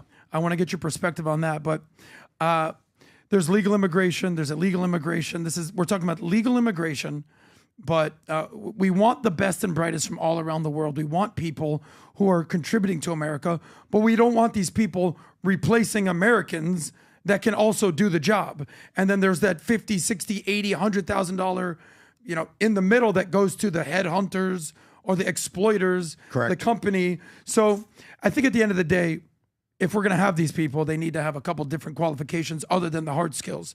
They need to love America and want to be in America. They should be able to stay in America because there's 3-year increments. And then they need to pay their taxes in America and keep their money in America. Because a lot of times they come here, they're paid low wages, they take away American jobs, but then they send their money out of the country. So this doesn't help anyone but the company that's doing it and exploiting them. What are your thoughts, PBD? Yeah, I mean, look, to me, it comes down to this. If this causes those jobs to be in America where we hire an American, that's what he promised. Very simple. It was part of his 47 promise, the 20 promises that he made for being a president. So if you like it, you don't like it, he's keeping his promise on what he's doing with it. How they're going about it, the one thing about President Trump guy, with this one lady messaged him and said, well, you know how this is going to affect, this isn't just about engineers. Well, what about the nurses? What did she say? She said, by the way, she said something, and it's actually very true. Was it the girl that I know as well? Yeah, you know her as well. She used the word medical deserts. This is Hecka. Hecka, medical deserts. Yeah, she's amazing. We know Hecka. Medical deserts, right? Rob, can you pull up medical deserts? Just type in medical deserts, Tom. I'm sure you're aware of what medical deserts are. Areas in America where we don't have enough. Go to images. If you can go to images, Rob. Well, we don't have enough help and support. If you zoom out a little bit so we can show what this is. Just go on the one. You were doing the right thing, yeah. Healthcare deserts, county by county. Number of healthcare deserts. 1, 2, 3, 4, 5, 6. From the lowest to the highest, right? You see there's some places where we don't have enough pharmacies or primary care providers or hospitals or hospital beds or trauma centers. And so the argument then becomes, who does this affect? Does this affect the medical field? Does this affect what kind of health care we can provide to because maybe some nurses are coming from different places on H-1B visas. Maybe some people are coming. So that is the only part. But this is my trust in the administration. Do you guys remember when they came out with something and then they changed it immediately within days? What was it when he announced something? President Trump came up with something and they said, you know what, we've thought about it. What was the topic? It was what they were doing in California, and they were getting rid of some workers, and they said, wait a minute, our farms are taking a hit, and we have to find a way to make it work. Do you remember that, Rob? I don't know what. Yeah, it was the foreign workers for deportation. Right, and it was kind of like, hey, because of this, we are deciding to do this because that's what a CEO does. You come up with a new compensation plan, you come up with a new benefits package, you come up with something new, and then all of a sudden, like, it broke this, it broke that, it broke this. Like one time we got a health insurance, they come in, we're going to be cheaper, we're going to be this, this is awesome. And then all the, guys are like phenomenal. And you notice they didn't have what do you call it? When you have a kid, delivery, Tom, when you have the benefit of where the insurance covers if you have a child. Maternity baby. Not maternity leave. It's the actual procedure when you go in there. It's expensive, right, when you're at the hospital. This one insurance didn't cover that. Oh, C-sections? No, just the regular delivery. Yeah, regular delivery. So one of our girls comes in, it's like, wait, do you know about this insurance that we got? What's that? If I want to have a kid, the benefits better before, even though this is, let's just say 20% cheaper but it's not for somebody that wants to have kids. You're like, you know what? We got to change it. So then we want to change the health insurance again. So Trump is going to... the coverage exclusion. That's right. Yes, Trump's going to see this and is going to say, let's see how the market reacts. Let's see who calls us. All right, okay, so this is who called. They got a good point. Can we make that adjustment? Can we make this adjustment? Yes, and then boom, they take the next step. So I trust the fact that they'll be pivoting. But I do know this is a very sensitive issue to a lot of people, and I respect him. It was part of his promise to keep the jobs in America. And by the way, he made a micro pivot yesterday or Saturday where he said, hey, to be clear, that $100,000 will not apply. It should not apply if you already have visas in motion because you weren't planning for that. Yes, I saw that. So I don't want you to be pinched. That. Yes. Pat, let me just give you a little bit of credit for what you just said because I don't know if everybody caught that. That is such an important component of why Trump is a good president. Hear me out. As a CEO, because I see you, I have the honor of sitting next to you all the time and seeing these decisions, even on the plane yesterday, of not doubling down on bad decisions. Of saying, you know what, we were wrong on that one. God, we're gonna stop that agenda. We're gonna actually cut off that show. We're gonna do whatever it is, and we're actually gonna pivot. A lot of politicians say, well, I made the announcement. I can't go back now. I keep my word, wink, wink, Gavin Newsom. But to reverse course and not double down on a dumb decision is so important for the leader of the country or the leader of a company. That to me is very important. Yeah, I mean, listen, that you can't have it any other way if you're a businessman. You're not going to make it. Your business is going to be out of business, and there's not much you can do about it. Now, let's talk about what's going on with TikTok. Tom, a TikTok story is getting more and more. By the way, President Trump talked about TikTok with Charlie. Okay, Charlie was talking about TikTok's going to play a very important role in how it helped the election. I think we got to figure something out. So Trump says Xi approved TikTok's deal in productive phone call, okay? And Rob, I think you got a video on this as well, if I'm not mistaken, on the TikTok deal. Is this the one? Yes. Go for it. Your call this morning with President It was great. I had a great call with President Xi, and as you know, he approved the TikTok deal, and we're in the process. We have some great investors, some of the biggest in the world, American investors, great people, and we look forward to getting that deal closed. Is it fully approved? The Chinese statements didn't necessarily. Well, I think so. I mean, when you say fully approved, I don't know what that means. We have to get it signed. I guess there could be a formality. I found his word to be very good. President Xi and I had a long talk. We talked for almost 2 hours. Wow. And started at 8 o'clock in the morning. And I think it was a very good talk. We talked about trade. We talked about war. We talked about a lot of things. We talked about Russia, Ukraine, obviously, and Gaza. Damn. Talked about a lot of subjects. It was a long call. It was a good call. We have a very good relationship. Going there next year. But he said possible visit next year. Tom, so as you're seeing this, I want to say Larry Ellison is one of the folks that's behind the deal. Yep. And I want to see that TikTok deal gives Americans 6 of the 7 board seats, which is an 87%. And I think, is this Caroline Levitt saying it? Go for it. Does put America's first, and let me just be very clear. This deal means that TikTok will be majority owned by Americans in the United States. There will be 7 seats on the board that controls the app in the United States, and 6 of those seats will be Americans. And the data and privacy will be led by one of America's greatest tech companies, Oracle, and the algorithm will also be controlled by America as well. So all of those details have already been agreed upon. Now we just need this deal to be signed, and that will be happening, I anticipate, in the coming days. Making some news there. So 6 of the 7 seats will be American. Pause. Tom, what do you know about TikTok? So I dove into it a little bit. If all of those things that Ms. Levitt said come true, then this is good. So the problem is TikTok, we know, has data leakage in the back. When I say we know, it's like I can't be absolute about this, but everyone talks about, hey, look, this is a Chinese app that there have been forensics done that is looking at other apps on your phone, doing things, and we think that's dangerous. We don't think that's very safe. And so that was the whole reason that the January 2025 deadline was put on by Trump. Hey, we can't have this. Well, Oracle and Silver Lake are named as people. The deal's not done yet, but Oracle and Silver Lake is 2 of the very large, and Silver Lake's a large PE firm, the large organization there. Oracle gets the technical business on their servers. And then the comment they made, there's 3 elements to it. 6 to 7 board seats would be American, majority owned by America, and the algorithm controlled by America.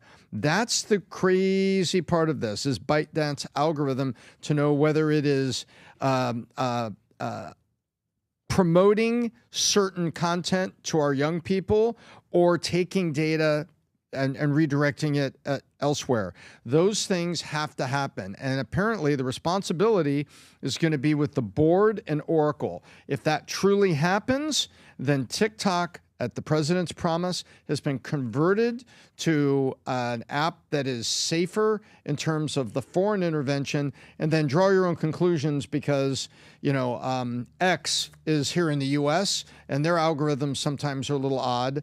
Facebook is in the U.S. and their algorithms are sometimes a little odd. So just because the algorithms are controlled by Americans, Pat, doesn't mean that there might not be funny business in there.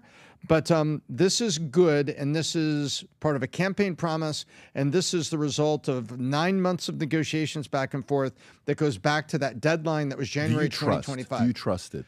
I trust Larry Ellison, but I want to see the final part of this deal. Do you trust that TikTok and China's not going to have any influence or control or even a back-end access to the algorithms that they can use that we have to report to them? Not to be cynical, but if Z likes it and agrees to it, I probably still have a problem with it.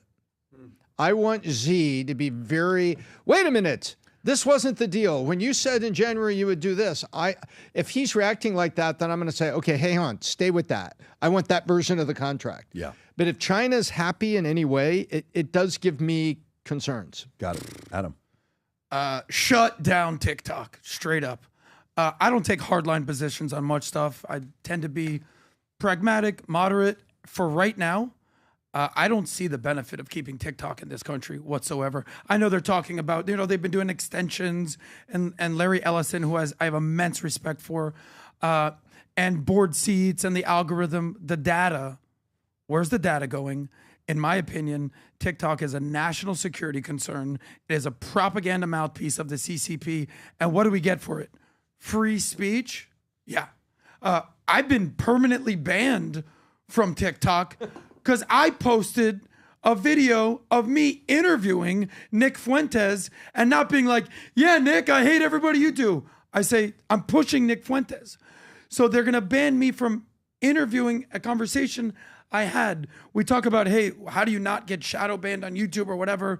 It's by actually not agreeing with maybe bombastic, wild takes and pushing them.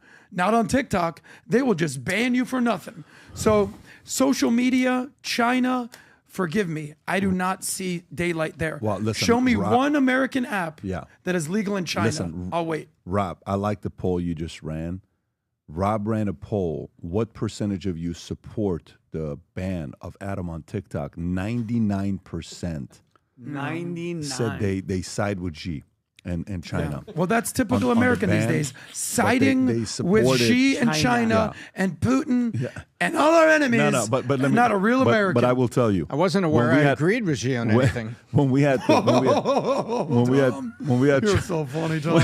When we had Charlie Kirk and Chris Coleman, when we had Charlie Kirk and Cuomo on the podcast, Charlie broke down that he reached out to TikTok and asked them, what do you want? Because I'm going to be driving TikTok. And I don't know how many videos he did that got over 30 million views, but he crushed TikTok's algorithms, and it helped. So it helped them win. Helped them win. So I don't know where it's going to go here. Here's President talking about a very interesting person that's going to have control that some may or may not like it. Go ahead, Rob. These Americans a tremendous amount of money. Billions? Oh, I'd rather have them, they're very well-known people, and Larry Ellison's one of them. He's involved. He's a great guy. Michael Dell is involved. I hate to tell you this, but a man named Lachlan is involved. You know who Lachlan is? That's a very unusual name, Lachlan Murdoch. Mr. Murdoch. I believe, and you should. We call him Mr. Murdoch. Yeah, you better, boy. You better use Mr. Boy. That's his boss. Funny. He's so funny. So Lachlan Murdoch's role is what, Rob?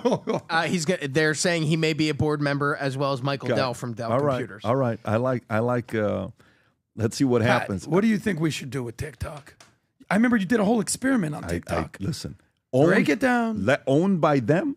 Yeah, by the way, I did the experiment, and then they adjusted my algorithm. They're like, oh, he's on to us. Yeah, they adjusted my algorithms afterwards. But no, I think if it's going to be owned, controlled here, and no ties of reporting back end to them, and that's 100% clear, then I'm a little bit more comfortable with it. You trust China? How much you think I trust China? I don't know. We did a poll here right now. 99% of our audience agrees with you on this I one. trust with our audience's decision that sided with them to ban you on TikTok because I think it's better for mental clarity. Yeah. But other than that, it's a different story. All right, so let's go into a city. Let me see if I'm going to go to this one. Boom, boom, boom, boom. Okay, this one. I'm really curious to know what some of you guys will say about this. So Jimmy Kimmel, all right? Jimmy. So Jimmy Kimmel is in talks with Disney to negotiate return of late night show. Okay? So what that call is like and talk is like, who knows? But he is having the talk. So during talks on late night, according to a report, comedian, business, and legal representatives are in deep discussions with Disney and ABC, trying to hammer out a compromise that would allow Jimmy Kimmel Live to resume his 23rd season. Insider told Vanity Fair whether the sparring parties are close to any resolution is unknown, leaving Kimmel and his show in limbo following defensive comments he made this week about the slaughter of Charlie Kirk. Kimmel is reportedly concerned about what a permanent cancellation would look like for his crew in L.A., who work on the show, many of whom are still digging themselves out of a financial hole caused by the actors' strike in 2023.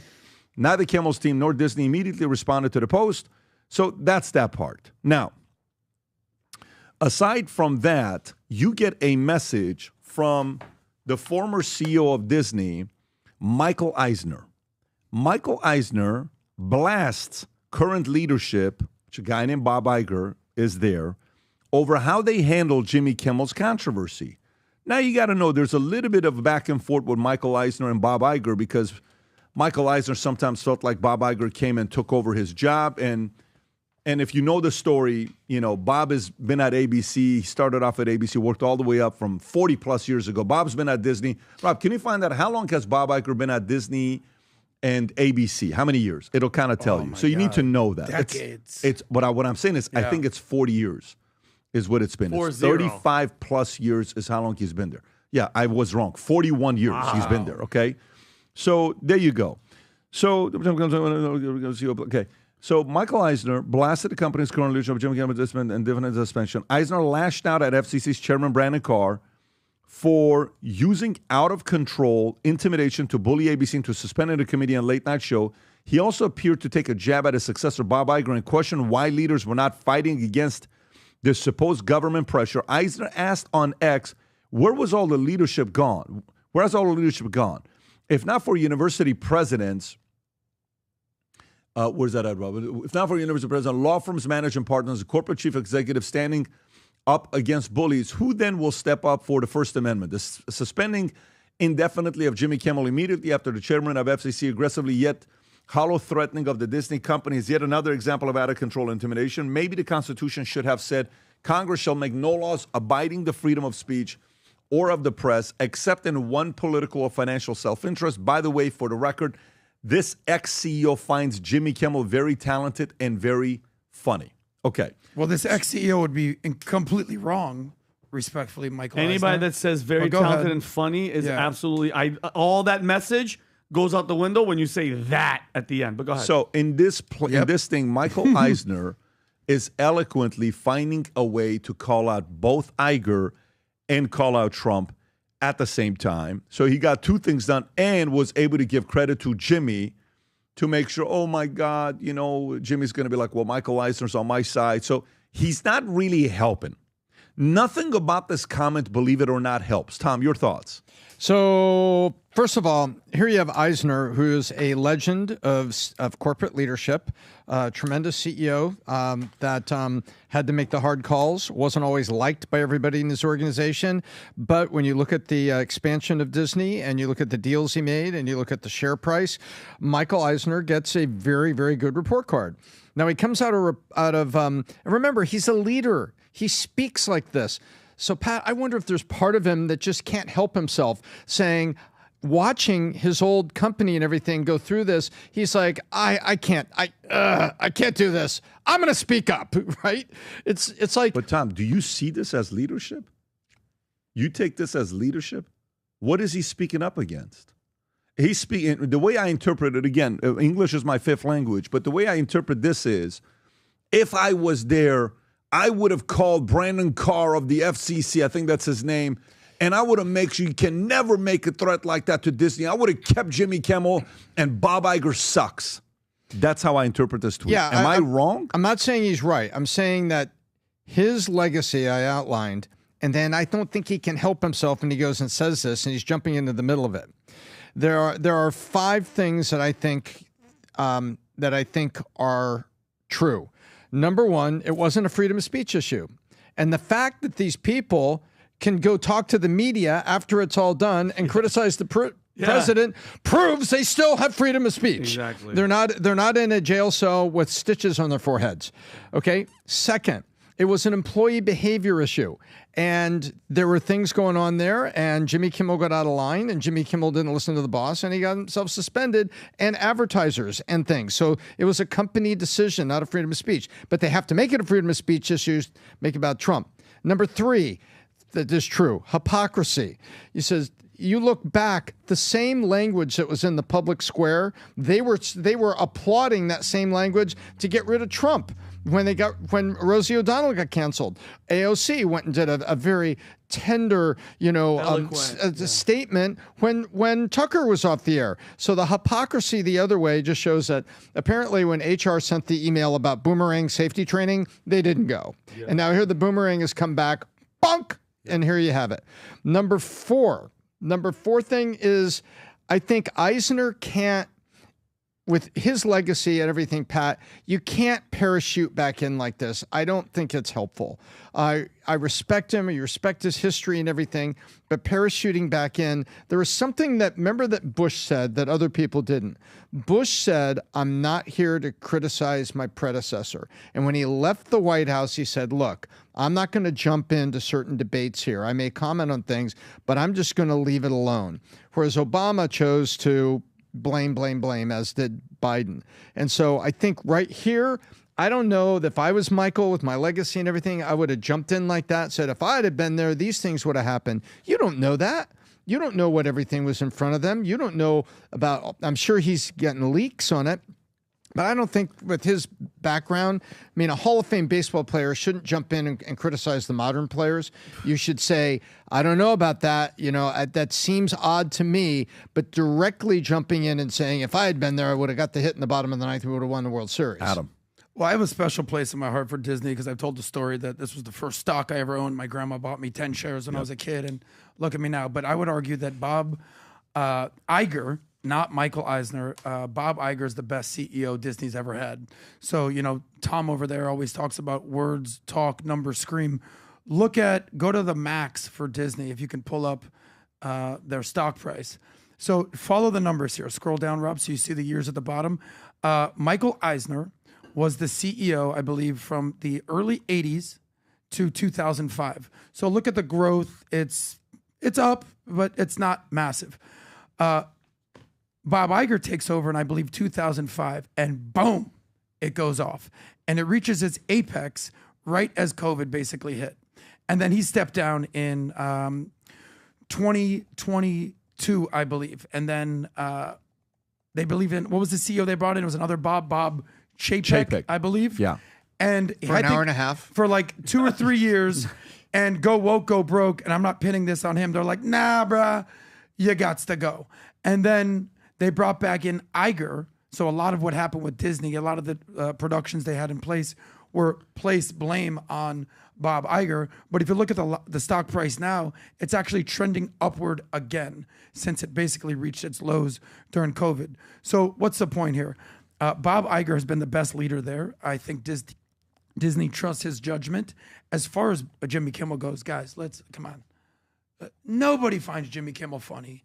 Nobody finds him talented. I get that he's a mouthpiece of the left. I get that he's been on there for 20 years now, and this is darling. But stop it, guys. This isn't a free speech issue. They're hemorrhaging money. They're losing an audience. The writing's on the wall, and they were looking for something to say, how do we get rid of this guy? That's my opinion. And they did it with Let's do that. I like what direction you went. When Michael Eisner took over, Disney was worth $2 billion as CEO, just so you know that. And he took it from $2 billion to $60 billion. Wow. So he 30x'd. Mm-hmm. When Bob Iger took over, this is Michael Eisner. When Bob Iger took over, it was worth roughly $50 or $60 billion. And now it's worth 250, whatever the number is, 230. So he 4x'd, 5x'd the company. So Michael Eisner does get a lot of credit to the people that are in the Disney world. I don't know what he's doing here. I don't think he gets anything done here. I'm a fan of Iger. I've read his book. I like the story. I like what he did. Politically, we know what he's at. At one point, he was thinking about running for president when he was talking to, was he talking to Rupert or Roger Ailes? One of the guys he was talking to where he had interest of running for president. At the time, he was 60 years old. How old is he right now? 74. Yeah, he was 60 years old at the time. He was involved with all the Rahm Emanuel and all these guys. You know, he was one of those guys. And this guy's got the swagger of somebody for running. So I just think the last 5 years have been one after another shitty decision. And I think the transition didn't work. The co-CEO didn't work. And I think a lot of people are even saying it's Bob making the decision. But it's not fully Bob making the decision. Isn't the Sinclair network, they're like, we just don't want this show on if he's going to be doing this, right? So it's not like, their decision. So what are you talking about? In business, they're right to say. They're right to say. And then Bob's got to make a decision and say, hey, can you go out and apologize? No, I'm not going to apologize. Okay. What the hell you want me to do with this talent? As a matter of fact, tonight I'm going to go back on the air and be worse. I'm going to go back and double down. You're calling out your president, the CEO of the company, publicly and saying, screw you, buddy. I'm sorry. I mean, that's just not how business works. So, no, this has got nothing to do with the FCC stuff. And no, it's got nothing to do with Trump. It's got to now. You hear some of these stories. We're thinking about taking away the license. I think this is when now you're adding, when Trump says stuff like that, you're giving the other side ammunition to come back with a bunch of other things to say. But that's where I'm at with the story. We'll see what happened here. One last story before we wrap up. What story do you guys want to hit? Tell me any one story. I'll go to it before I wrap up because we got something interesting that just happened that I got to go get to very quickly. Interesting is not bad. Do I need to get involved? No, you're good. Because I will. I can't tell you what we're doing. I can't tell you who we're going to hurt. But I need you to. Whose car we taking? Which car we take? Yeah, whose car we taking? I'm with you. All right, so which one do we want? We're going to Liberty City. Can you drive? Yeah. Okay, so if you guys got no stories, Tom. What do you want to do with it? You guys had something very interesting here, going back and forth. I won't do any stories. What we will do is we'll cover all these stories on the next podcast. Okay. Today's what? Monday? Is today Monday, Rob? Yes, sir. Today's Monday. I don't even know who we are. Wednesday, we'll have a pod. Something interesting may come up tomorrow. Something will at 9 a.m. tomorrow. Okay, fantastic. Oh, tomorrow's something. Well, stay tuned, guys. God bless everybody. What is it? Faith over fear. Faith baby. over fear. Yeah. 1,500 already sold. Faith over take fear. Your I thing off, freaking love that people are that bold enough to do that. Take my shirt off. Turn around. By the way, turn around, Vinny. Yeah, take your pants off. Come on, baby. We love you. By the way, ladies and gentlemen, I'll be your fashion coordinator. You need the Faith Over Fear t-shirt to go with your Angry Patriot hoodie, so you are equipped to go out and support Vinny and his passion for America. That was great, Tom. Nice. Sure that sold 1,500 shirts.